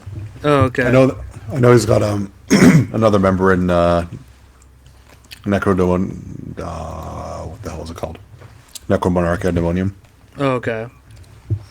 But I think there's- for the there's most like part, there's like more than 5 bands where he has other members. Oh, I'm okay. looking at the Okay, I page. thought It's it not was just him like with everything. thought he was like some. Well, if it was doing it all in one-man projects, that'd be a entirely different beast. But it's good that, work with others. Yes, Well, some I of mean, them are there's that one guy one-man who beast. one of the guys he shares a lot of the responsibilities with. Like, It's almost like a Dirt uh, Master situation. yeah, I don't know if he always goes by the same name, but if you look at Funerealm Gloom, the guy named Nocturnal Soul of Black Oath, he is in Beharit, first of all, but Oh he's in shit. Darkera, Infernathan, Moonfall, Necromonarchia, Witchcraft, Yeah. Black Feast. So, like, he shares a lot of the bands with this guy, Diabolus Flagellation Damn, it's of like Doom. me and Dan. These guys just have Yeah. the fucking yeah. These guys have the fucking Beharit look down to a T. Yeah. Pretty Well, on cool. the Infernathan, if you go to the compilation, I think it's Abattoir Noise Tapes, just look at that and look at the Necro Butcher compilation that Nuclear War Now put out. Like they nailed it. Oh the Yeah. the look you mean? Oh yeah, the look, the layout, everything. It's as close to Necro Butcher is as Pharmacist was to Pathologist. Yeah, it seems like this guy is just like a fan and sort of wants to. I'll say it's not so much an advancement of that genre, but it's doing something a bit unique in this case with ceremonial torture, with like combining this martial industrial summoning, um, you know, instrumentation with like Greek black metal, especially necromantia. Like that's just sort of like a um, weird combination. I wouldn't say it's like necessarily coming out or like feeling that it would come out at the time it did, but it doesn't seem new either. It seems like this combination was always there, but just never no one put two and two together. Yeah. Yeah, and the thing with the album is I found it a lot more challenging than some of the other material because it's the production is so weird on it. The split with Black Goat, I bring that one up a lot because I like that one a lot too. It's a much cleaner production on it, and it gives it like a bit more of a dynamic sound for that reason. And that one feels closer to a more typical Greek approach. It's not as drenched in synth. And I know Dan felt like it wasn't drenched in it, but to me, that's very much the forerunning sound in the whole thing. Yeah. But no, on that Black Goat split, it's a lot more bass driven, and there is still a lot of synth in it. But because it's a bit more of a balanced sound, it kind of comes together a bit more, a bit less obnoxious, shall we say? And I'll like another thing about being drowned. It seems like this has such a perfect combination of like old school and new production. Like it seems to be like drowned in like reverb and what it's needed, especially like vocals and some of the instruments as well. But it doesn't seem like so like precise and clean cut like something of like 2021. It seems to be like doing that like so like scientifically uh like precise to like, oh, we need to get this sound in particular, but also use the new tools that we have to achieve that. Mm-hmm. Yeah, I think that's okay, and that works Yeah. pretty well. It works better that way, actually. Yeah. Just because people always bitch about like, oh, why do you want to sound like shit? Bands back then didn't want to sound like shit. But then it's like you hear some of this newer production, you're like, this just sounds like Shit. lame. Yeah, like, it's like, Yeah. like the other side of the shit coin. Yeah. And so, yeah, you get the modern technology, and you sort of, yeah, like you said, be very particular about the sound, and you can get something that sounds ancient, clear, and just cool. Yeah, instead of using like the analog devices that they only had at that 'cause time. honestly, there's like not a lot you can do with that. Yeah, versus like, all right, we can be very nitpicky on what we have, especially with the one man project. I don't know if he produced this himself too, or reach out to anyone, but it seems to not have to go through a lot of doors to, make everyone else happy with it. It looks as if there was, yeah. He has a session keyboardist on 2 of the tracks, not on all of them. Yeah, like 4 and 7 or something, right? Yeah, 4 and 7. He has somebody else doing it. Oh, that's his partner. That's the other guy from his other bands. See, he's still in it. Got it. It's like, bro, yeah, but please. He doesn't say anything about production, so I'm assuming he does all this stuff on his own. Yeah, I think that's just I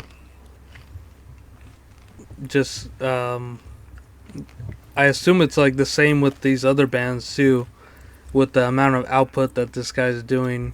I feel like it would just be more, I guess, sustainable in that way to be able to hone the sort of production that you want for each project and each sound that you want. I know that his band Witchcraft, I forget what fest it was. They played at some big fest. Maybe it was Steel Fest. But they had members of Beharit like playing in his band, which is pretty interesting. Well, Yeah. that's what Well, Fred was saying. He's like, the in other another guy- band, it's like the guy from Beharit. Yeah. Yeah, that's cool. Well, shall we listen to a track? Yeah. I was gonna bring up some of these similar artists, but we can get to that after. We've been talking enough. Well, all right then. Which one are we doing first? Is anybody doing track 1? Because that one's good. No. Or track 2, I mean. No. No one's doing Sabbath Thou Art. Mm-mm. Are we doing Altars of Unholy Dream? Fred? Hang on. I forget what my pick is called. It's the 7-minute long song, but I forget what it's called. Nocturnal think it's on there. Passage to Thonial Immortality.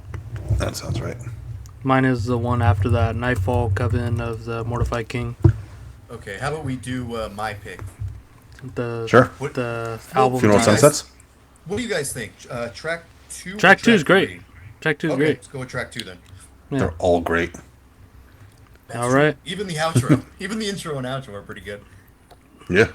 All right, we'll be right back.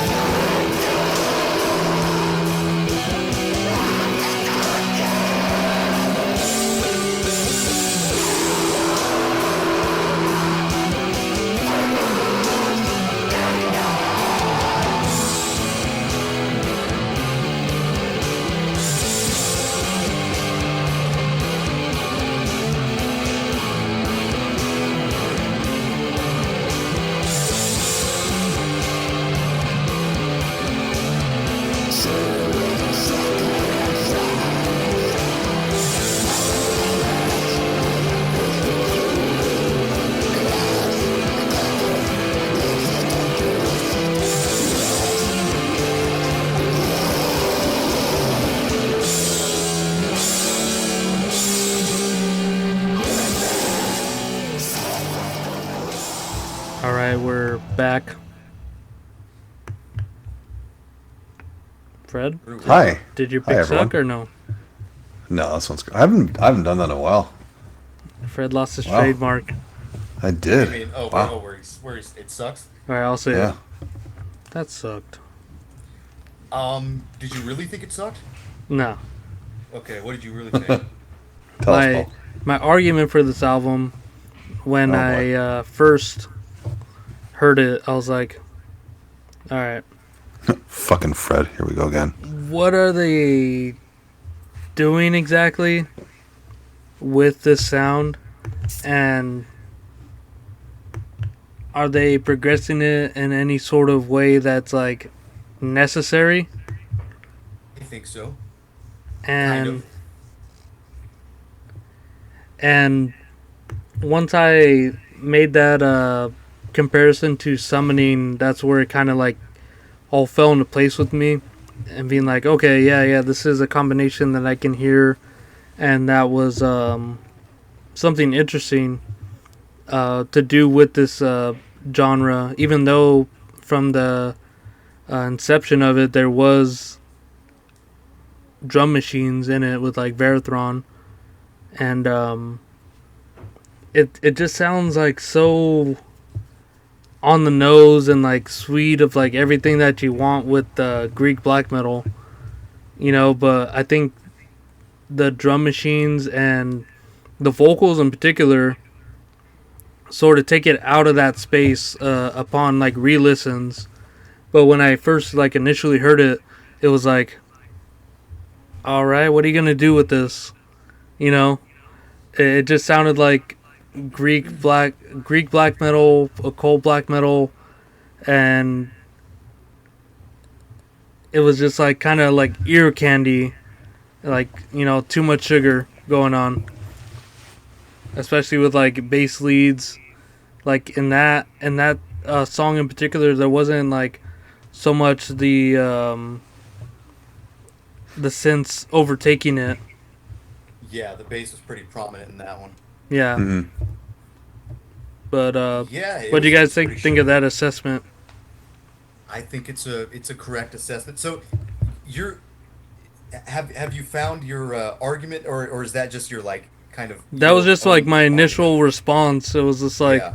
Like, this what are is they like, doing that's different? yeah, it's like, all right, you guys are doing all the cool parts from like Greek black metal, but then I sort of like, it dawned on me that like the summoning incorporation of like martial industrial drumming, as well as like the synth work from summoning 2, and like throwing that into the mix is like making this interesting to me, at least.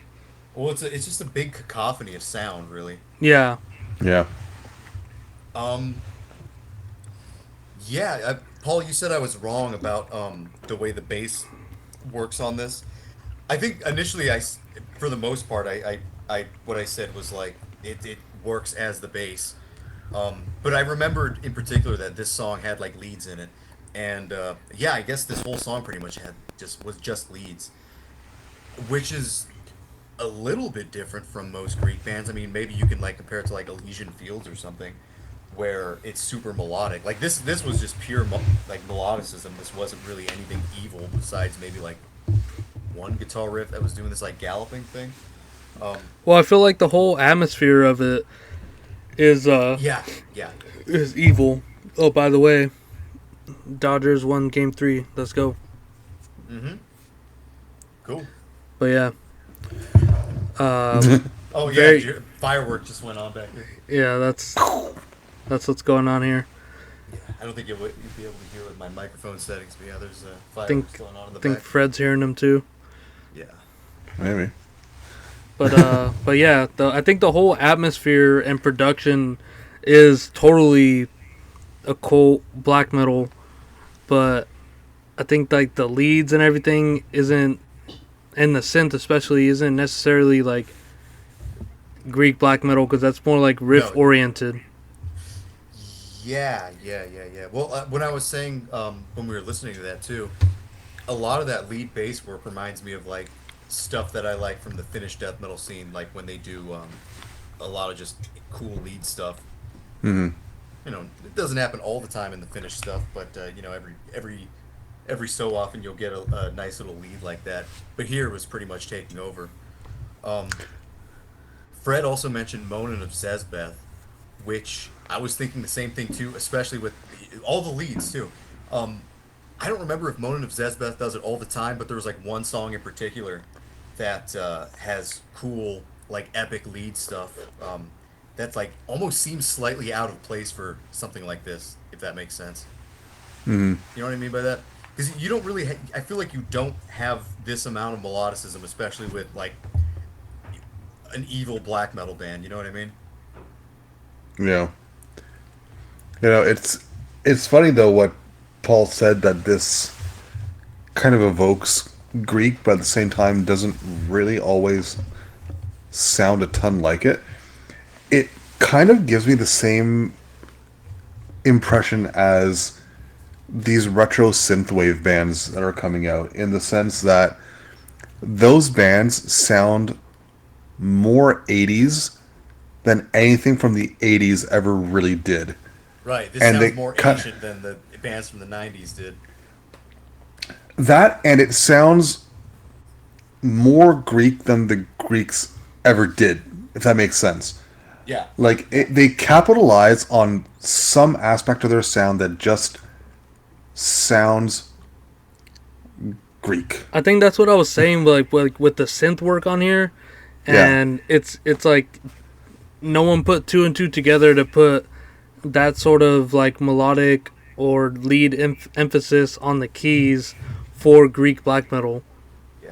Necromantia gets close, but not like this is a little bit different than Necromantia. Yeah, because like That's like the- more driving than this. yeah, because I think the bass and the keys here are like interchanging their like positions in the song of like being rhythm or lead here, so they're like both taking on that role. All right, I have a take here that I just kind of thought of. I don't know if this is going to make sense, but let's see Uh-oh. what you guys think about this. Fred, are you familiar with the band Hail Conjurer, also from Finland? Yes.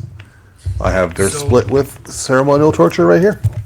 Yeah. Okay. So, I didn't know they did a split with Ceremony.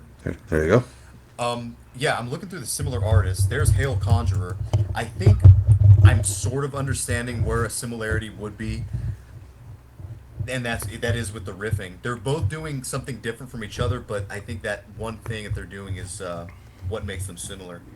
So, with this band, or wait, let's start with Hail Conjurer. With that band, that guy seems to just kind of write any old riff that he wants that just resembles black metal or death metal.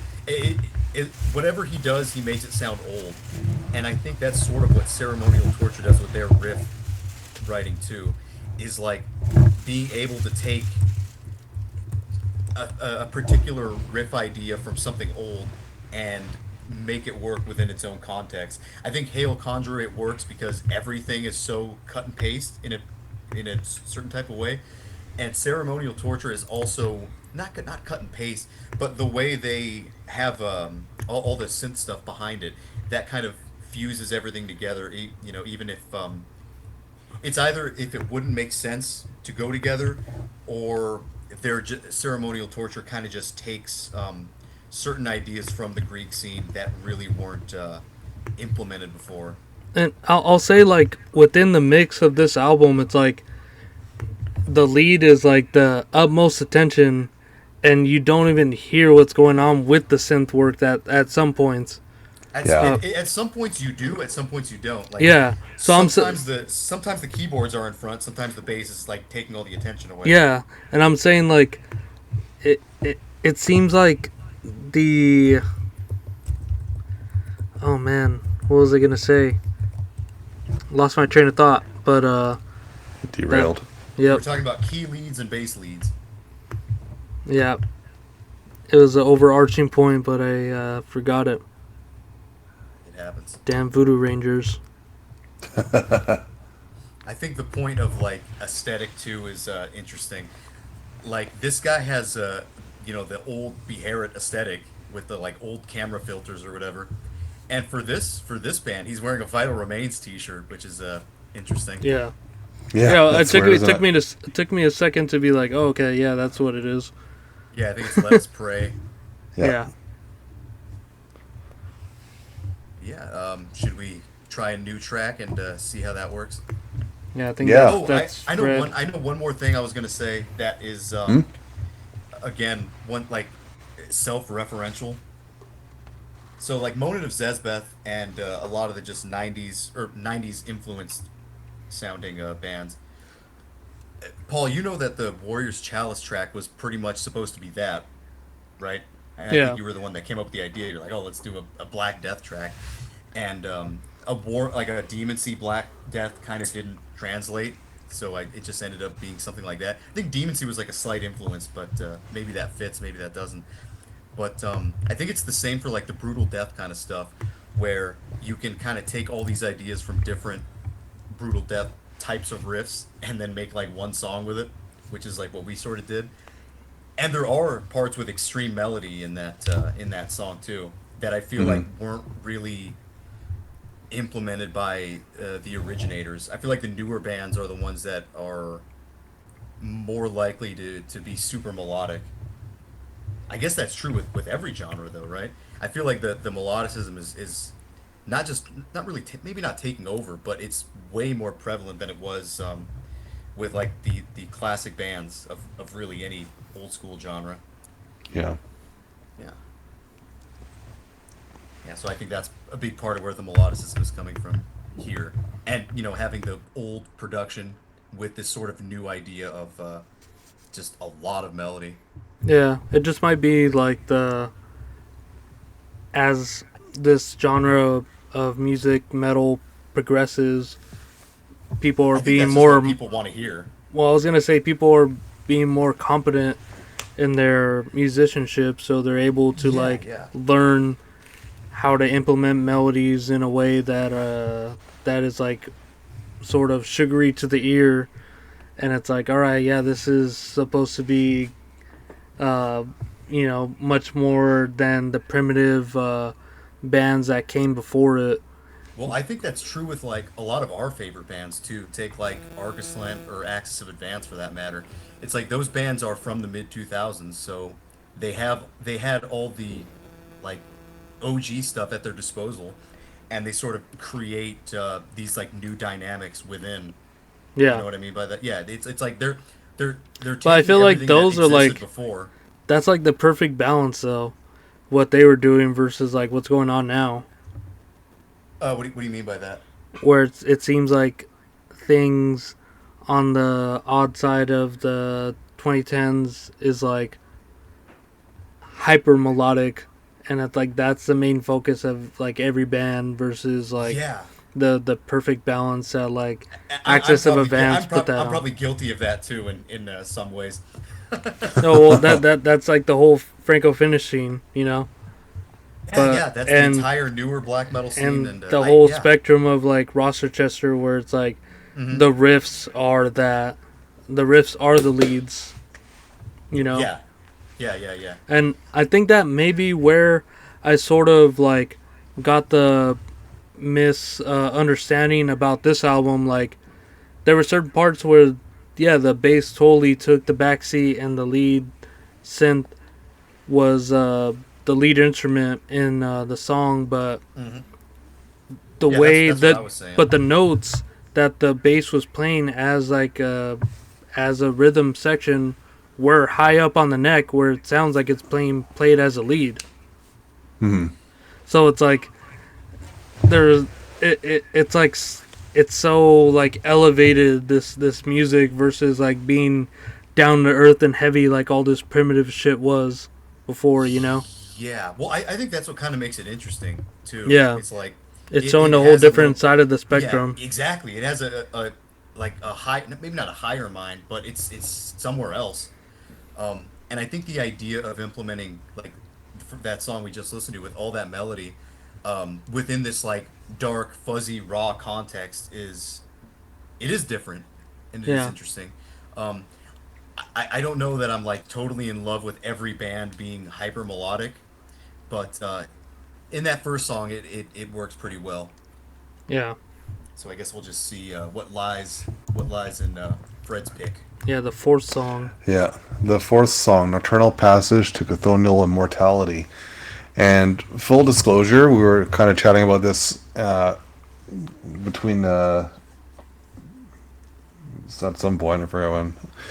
But Off record. the introduction to this track is a Too long. couple minutes of just synth, and it's too long, like you said, Paul. It didn't need to be all there. I thought it was That its said, own. I thought it was its own like interlude track where I was like, all right, can I skip this? And, it would have been no. nice if it was, But but they should have put a timestamp like, okay, here's where that song actually starts. yeah, yeah, no, fully agreed. But the song, once it does start, is Awesome. fucking phenomenal, and it's probably my favorite, along with the very first track that kind of just like really kind of just hits you in the face with how with the kind of old necrotic synthy sound it has.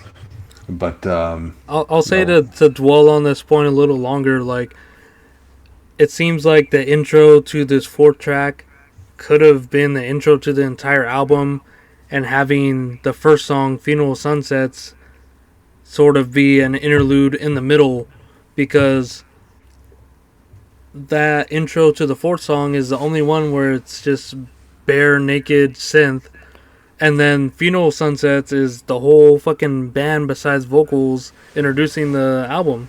mhm, You know, like I like how that first song introduced and just got right into it, yeah, playing everything that was going to be happening in the album later on, and then you're just at a fucking stalemate with the synth just playing like 7 notes in your face for like 2 minutes, and it's like the literally the breaks in between those synth parts are going on for like 10 seconds, and then he just repeats it again, and it's like, you're wasting my time. This is mocking in like a whole other way than GBK That does is in the not my riffs. job. Yeah, but You are wasting my time. just nail, just Boo boo. just nailing the coffin a little further than I should. Mm-hmm. I mean, in fairness, it's the only part of the album that I'm not too big a fan of. Yeah, But I mean, I guess it is what it is, right? So we'll track get 4. past it and into the great part of the song that comes after. I'll make an effort to make a timestamp for you guys to skip the intro to get into the actual Wow. track. Wow. Rude. But we'll be right back.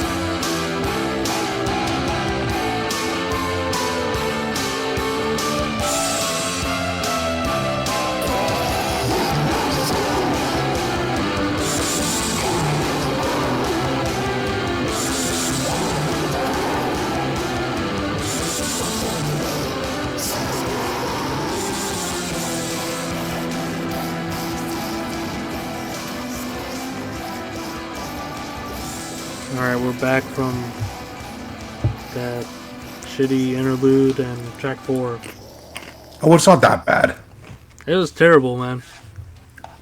It's longer than it needs to be, but come on. It's fucking terrible, man. Truly. Man, after the opening part, not the synth, but the opening part kind of gives way to letting the bass really shine on this one. Yeah. It just fucking walks all over the place. Yeah, not even in like a lead sense. It's just sort of doing like some linear riffing. It's kind of bouncing. It's going bong bong ding dong dong bong bong ding ding dong ding dong.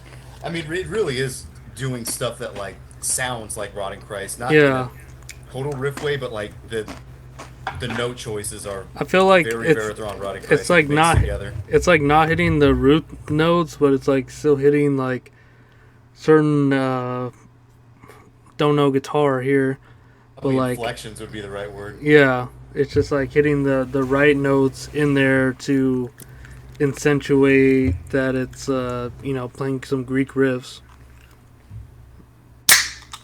Cracking. And that was a double crack. Yeah. I like just pop the gas out and then push the tab and made 2 noises. The Canadian Double. way. Double cracking. But yeah. You brought up. I don't mean to change the subject too much. I just wanted to ask Fred something. That Nuktamarian, is that the Festung Redisol, or is that a different one? Oh my Wait, God. what did you call me? Arian demo that you were talking about. Oh no, this one's from fucking Poland. Yeah, I never know what to listen to.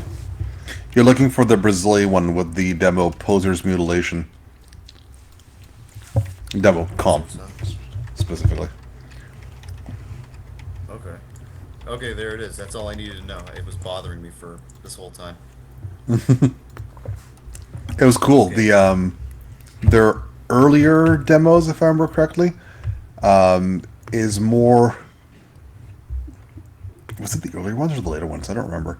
In any case, some of their material is just like 5, 10, 15-second long songs. And they had a couple tracks that were like regular length. And okay, here we go. The 89 rehearsal tape has some fairly normal Brazilian Black Death thrash kind of approach. And then from there, on the next rehearsal, they had like shorter tracks, and those tracks were still there. But then the Industrial Pollution demo is when they just like fucking went full blown black noise grind. It's 12 songs, and the whole demo is 2 minutes and 42 seconds long. Oh, I'm looking at a It's just bootleg like- version that's like 30 minutes long. Yeah, the bootleg version is a weird one. I have that one as well. It misses some of the rehearsal material, if I remember correctly. All right, Industrial Pollution. Got it. The 2-minute version, the almost 3-minute version. Yeah, if you pull up the Poser's Mutilation compilation, it has pretty much everything they ever did. It's like 50 tracks, but not particularly long. All right, will do. Yeah. I just didn't mean to derail. I just wanted to know. No, but they're, you know what? So what the chat's Nuktamron, for? yeah, they are a great band to know about Well, if we're you chatting like. If you like the shit that Nuclear War Now reissued with Necro Butcher, Nuktamron is your next stop. Okay, cool. All right, back to the regularly scheduled program. Oh, Ceremonial Torture? Yeah, I think Fred was about to go off on something here. Well, I'll say something. It was a little bit of torture going through that intro. Anyway, go ahead, Fred.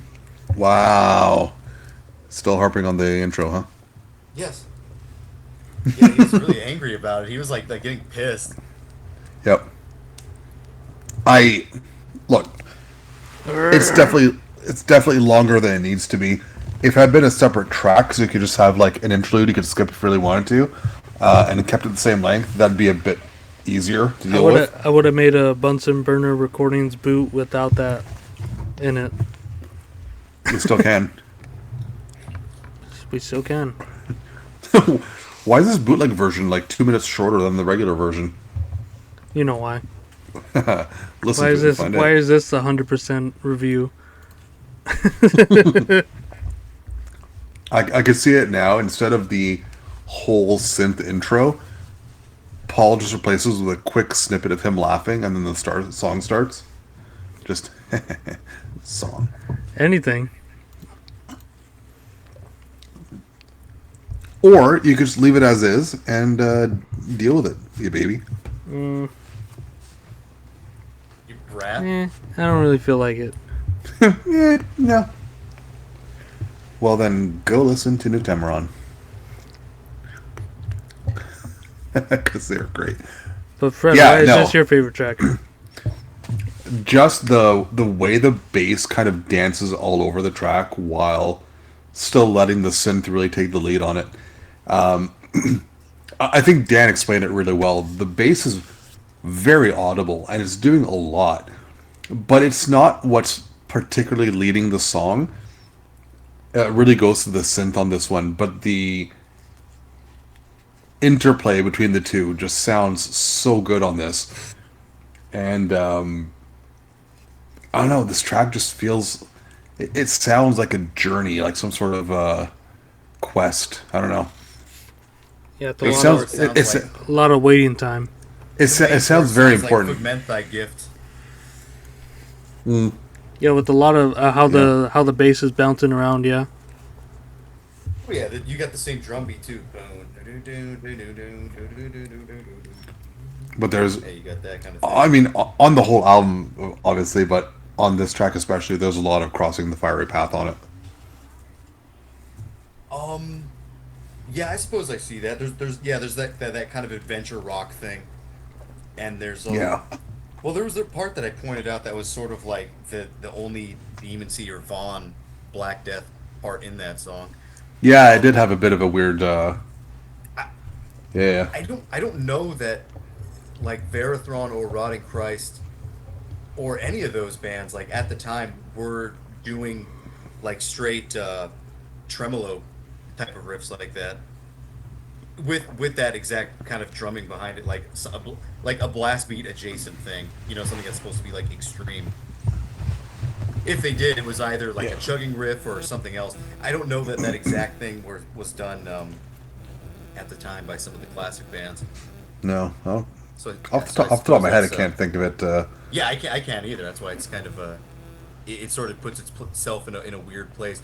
Like that bouncing kind of heavy metal Fugmenthi gift kind of thing. It's a weird idea when it was done, and it's still a weird idea. And I think putting extreme stuff kind of next to it in context is also it's just different, especially for like a straight black metal band. Yeah. No, it just generally pulls it off well. It does harness that Greek sound, but it's not 100% buried in that scene the whole time. It just manages to sound like it is, which is weird.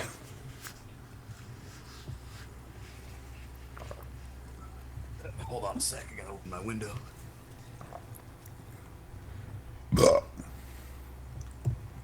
And the occasional Freddy burp. Usually you hear the Dan ones. Sorry, getting hot in here again. Take off all your It's getting clothes. hot in here. So take off all your clothes. What did you say in that second that I was gone, Paul? You said Dan won something? No, I said the occasional Freddy burp versus the Dan one. Sometimes I burp. I haven't heard a Fred burp. I guess I missed it. Damn it. Wow, you missed out, man. Once an episode, Dan burp. I can't even do it right now. There we go. There, that's exactly it. Oh, damn. Here's mine. There you go. I didn't hear anything. Exactly. I'm just going nuts over here. Just barf.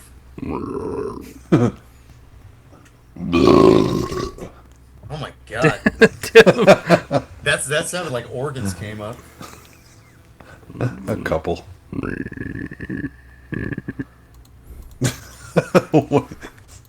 Going full Behared on us. Inhales.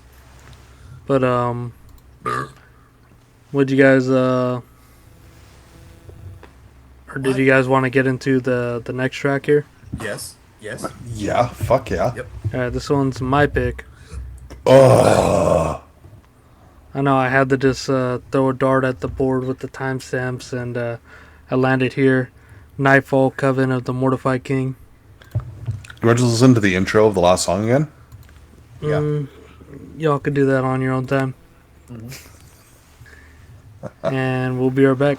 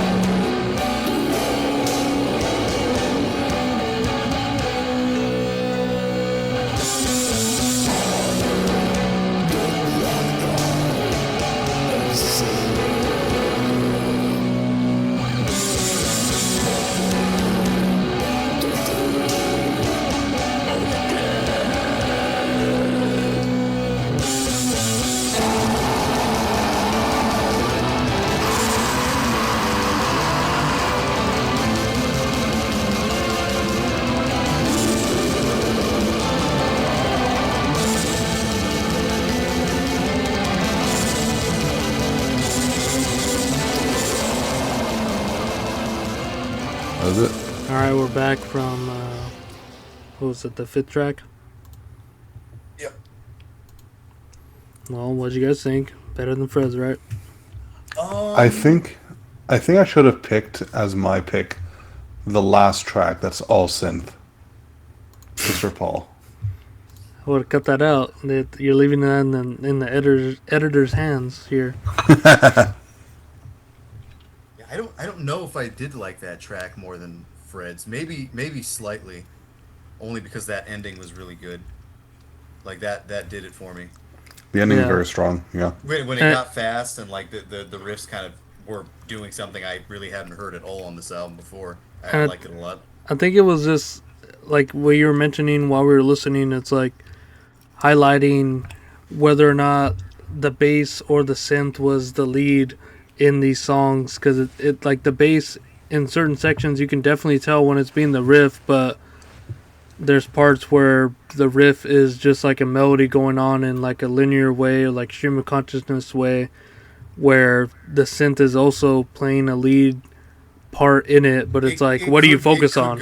It could go either way. I think it kind of at some point it doesn't matter. You just Well, start to focus. Well, I think the bass just predominantly production-wise is mixed in a louder way than the synth is in every song, besides when it is supposed to be the focal point. Well, that makes sense. I mean, it because there's so much going on with the bass that it just wouldn't make sense for it to be like drowned out or like seen as not as important. Yeah. When it obviously is more important. Yeah, I guess there would be a totally different album with like a guitar in there, like a rhythm guitar. Yeah, like a boring rhythm guitar or a boring bass, because the bass isn't boring on this at all. If anything, that's like, I think the bass is probably the focal point, even though the synth is pretty, it's pretty up there in the mix. Well, I think that's what's supposed to make this unique is the synth, but the bass is like the narrative point with this album and these songs. Yeah, but at the same time, you kind of need you need that backing thing, and it does make it sound more like Ancient Evil if you have these sort of these like keyboard melodies that are going on throughout the whole thing. Like it would be completely, it wouldn't be that interesting if you had a guitar going on with this. It'd just be like at that point it would be like, why would you even do this? Yeah, and that's sort of what I felt when I initially listened to it, but then once I had that epiphany where it was like, okay, they're kind of doing the summoning thing with the drumming. Sometimes this atmospheric story, but sometimes it's wait. It's just cool.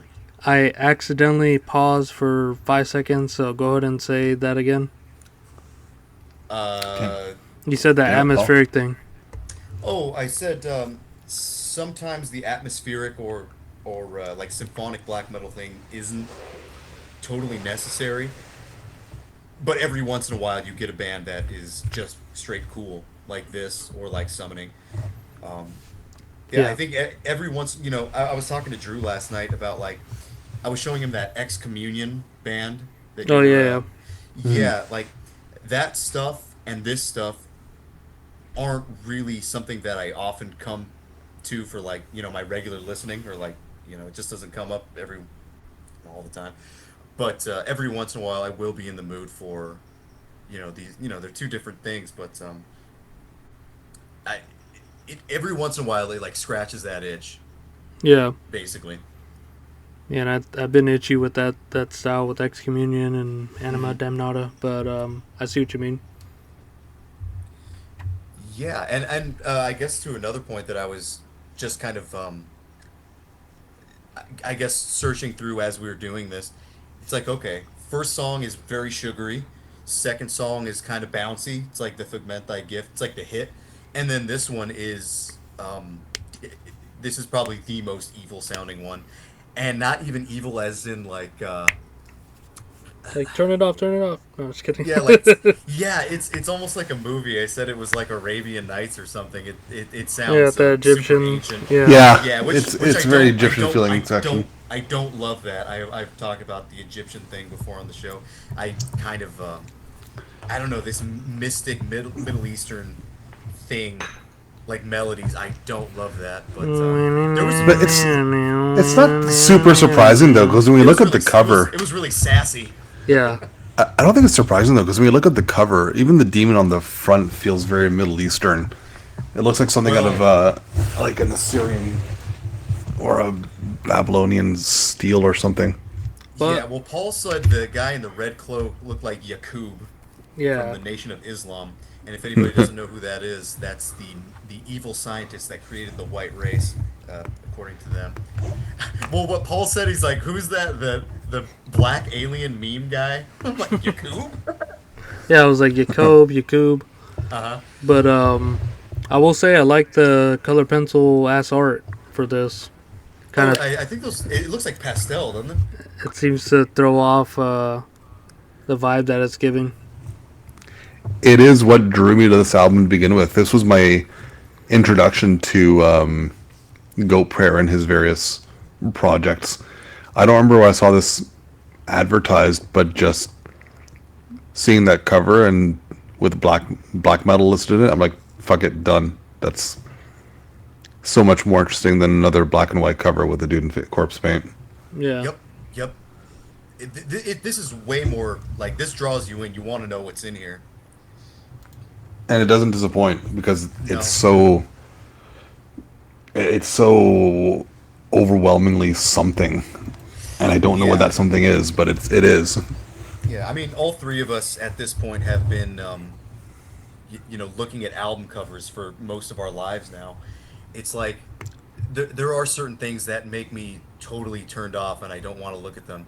Like Babies. a lot, not sometimes babies. If it's like 3D art, AI babies or something, that looks like shit. Oh. It depends. I just But want to like look Fred so said- Fred said modern.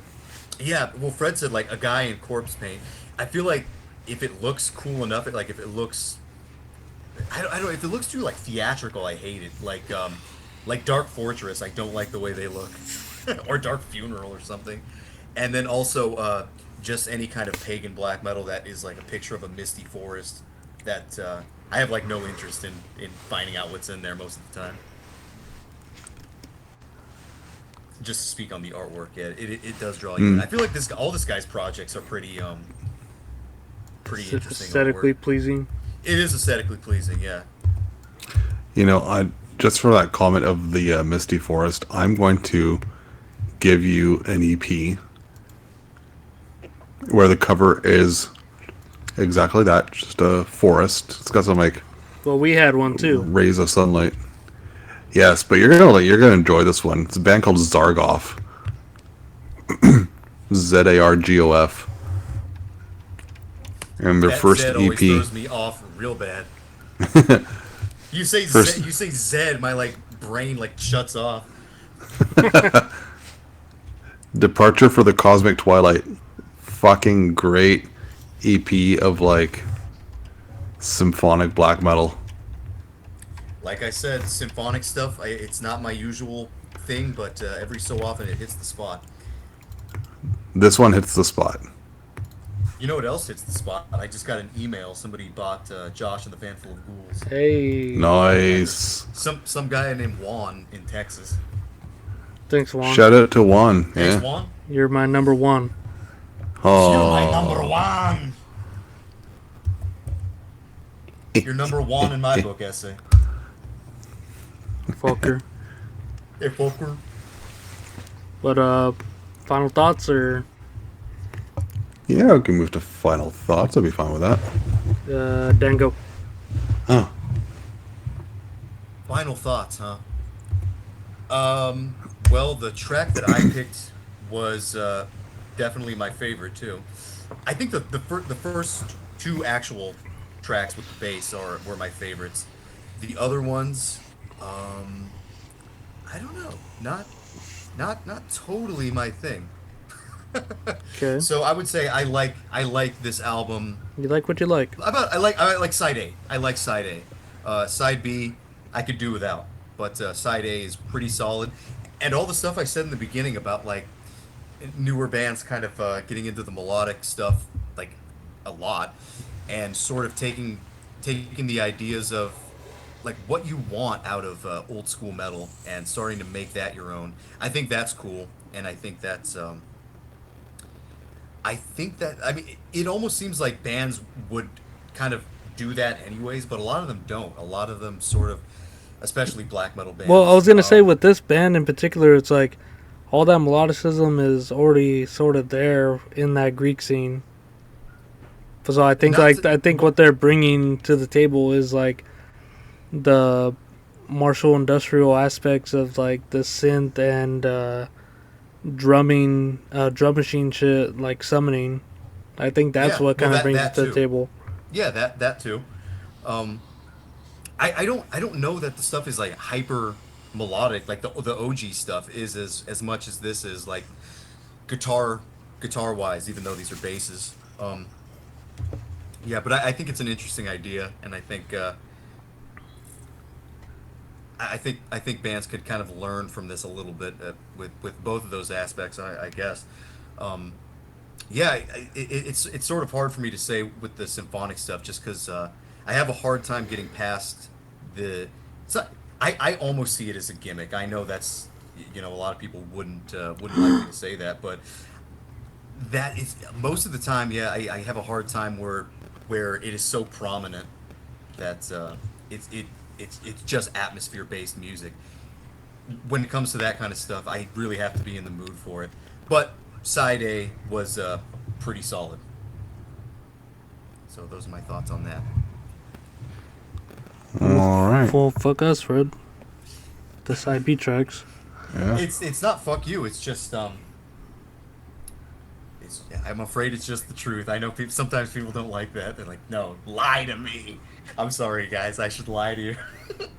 All right. Well, side now A wasn't. now you're just making me feel bad for being myself. Side A wasn't really my cup of tea, but I don't. I don't give a shit.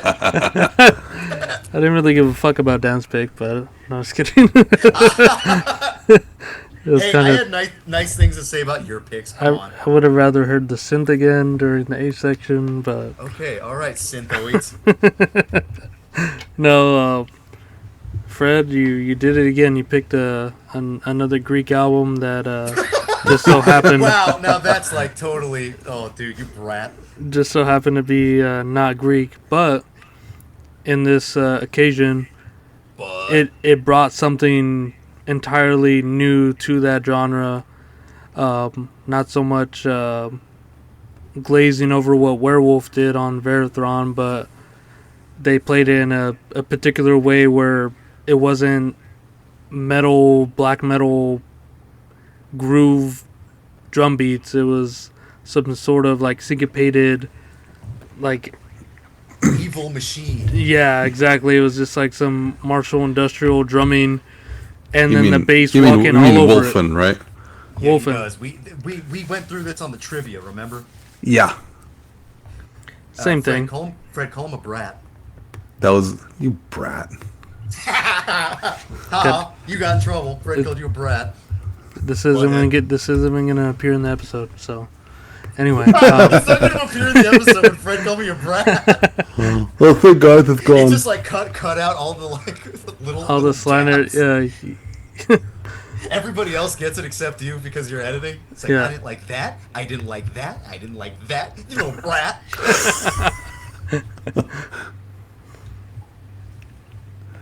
That's funny. Fuck. Were you done, brat? Are you? What's with the whistling, huh, brat? just because you can't do it, don't hate. Wait. Fred, Dan you can Dan can't whistle, right? Like a man, right? Whistle. I can do Who this. can't? I Fred, don't you even think you could hear that. Fred, you can whistle like a man, right? Yeah, 'cause I'm a real man. That's some hetero, non-hetero. That's some Shout out to Transylvania, the manliest mang I know. that's some That kid's commando. getting too much hate, man. Count Commando Blagrath shit. is going too hard. He's kind of simpleton. Who, Count Blagrath or the Pennsylvania? Probably all of them. Yeah, Black all these freaking YouTube nerds. It's like Midwest simpleton metalheads. You Midwest simpletons, you stupid brats, get off the internet. You know why? Because I said so. Remember, I'm the boss. Or at least hide your face and you're good. Yeah, hide your face like us, and then you can be a Then you big can boss. then you can rule Yeah, the underground. then you rule the underground, and you can say MOD has a Muslim beard and all that stuff. Shout out to AIDS man. He said MOD has a Muslim beard. Another non face shower. Inshallah. But He showed his album face. I saw it the other day. Epiphany, when summoning came to mind with Necromantia, like Fred said, crashes into one another, and it's a good combination that isn't so forward thinking because those components were present at the same time or even beforehand of like one project starting before the other, but it still feels like old school, especially using the new production techniques to like really hone in on that occult sound, because it sounds sort of like a timeless Greek record, besides like the More synth like where it's timeless like geek record. yeah, and like the synths are like probably the most dated like sound in this record, but it's like a sound that I appreciate and would like more than anything Slap in the else, face. more than being called a brat. And More than being called, I'd like this more than I'd like being called a brat. It's like put your arms on your fucking hips and like stomp one foot, like a little brat that you are. Okay. but yeah, Fred, I would say, I don't know, Dan, where do you put this in Fred's picks? Not at the top. Not at the bottom either. Wow. It's Oh, kind no, of. let's see. I don't know. I think Fred, it's kind of at the. I it's- honestly think this is somewhere near Lullaby for me. It might be a little bit better than Lullaby. Whoa. Fred? Okay. Fred, this Yeah, but I is didn't hate. Yeah, but dude, I didn't hate Lullaby. Fred. This is definitely your best pick of the 2020s. How about I that? would agree with that. I think I Yeah. agree with the brat on that one. But I I'll think s- that's but accurate. I'll say that this pick.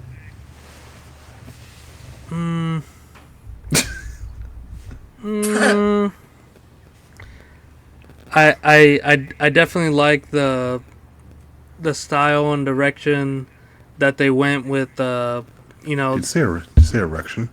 He did. I think so, yeah. I mean, you heard what you got, and Good one, brat. good style Sorry. and direction that they went in for this sort of like primitive style, because it's definitely barbaric in the way that it is melodic, and it seemed to retain that while progressing forward instead of like abandoning that sort of occult feeling. It was present the whole time, except maybe for that synth interlude.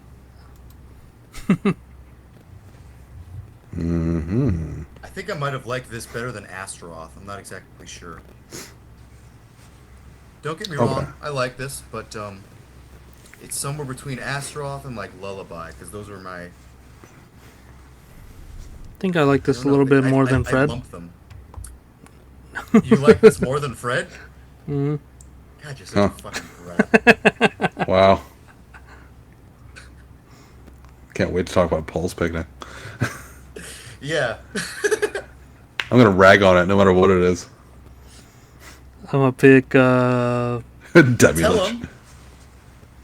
Yeah, I'm gonna pick one of your picks again. Yeah.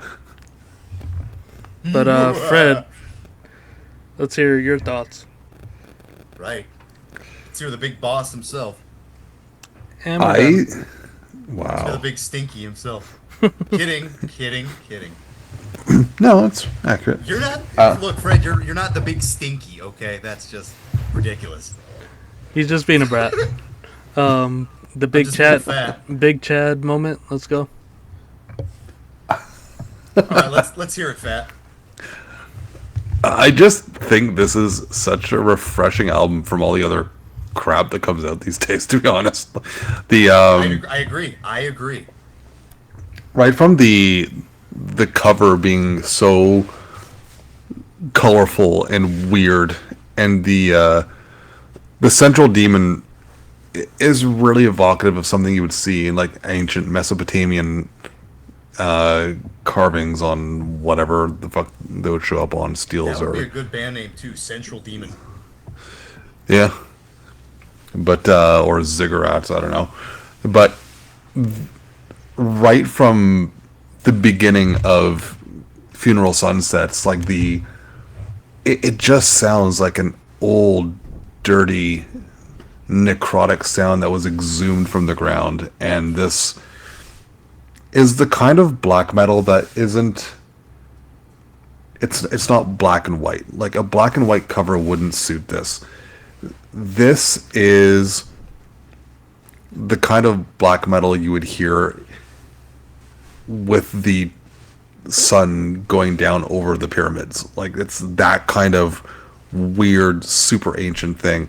So when you hear this Greek black metal style, I've always gotten that impression more from them than, you know, the more northern bands, which always sounded a bit more medieval to me. This sounds so much older, and it's for that kind of reason that this, yeah, Egypt.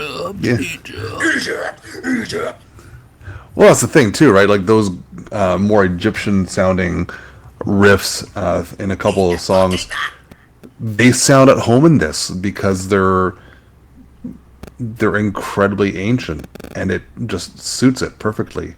And it just so works out well that there's such a strong relationship between the ancient Greek and the Egyptians. So there you go. Yeah, terrific album. This was tied for my favorite of 2021, along with Goat Prayer's other band, Necromonarchia Demonium. And I don't know which of the two I like better because they just pulled it off so fucking well in such completely different styles. So check them both out if you really want to go for a fucking trip. That's my spiel. Fred, I agree with you when you said this is better than the crap coming out. I totally agree. Yeah, Good. and I think the context. I think I said at the beginning of this guy being in a million other projects, different sounds. It sounds cool for a fan of Old metal. yeah, and Yeah, different it's definitely styles of metal Yeah. to be doing passion projects of what he likes to hear and innovating in that way. Very cool. Very cool. So It does remind me though that Monin, who I think is the closest sounding modern band to Probably. these guys, what the fuck are they doing? The album was in 2018. Like, I'm ready now. Let's get this moving. dude, I No, maybe they just figure these guys can do it. just emailed Anima Damnata too. I was like, you guys working on anything new? It's like been since 2017, but it seems like they had like decades in between each record, so or at least the latter two. But we'll see if they respond. They're in Poland. Paul, when you said Egypt, it reminded me of that other part where it's like, "Go to that part's cool.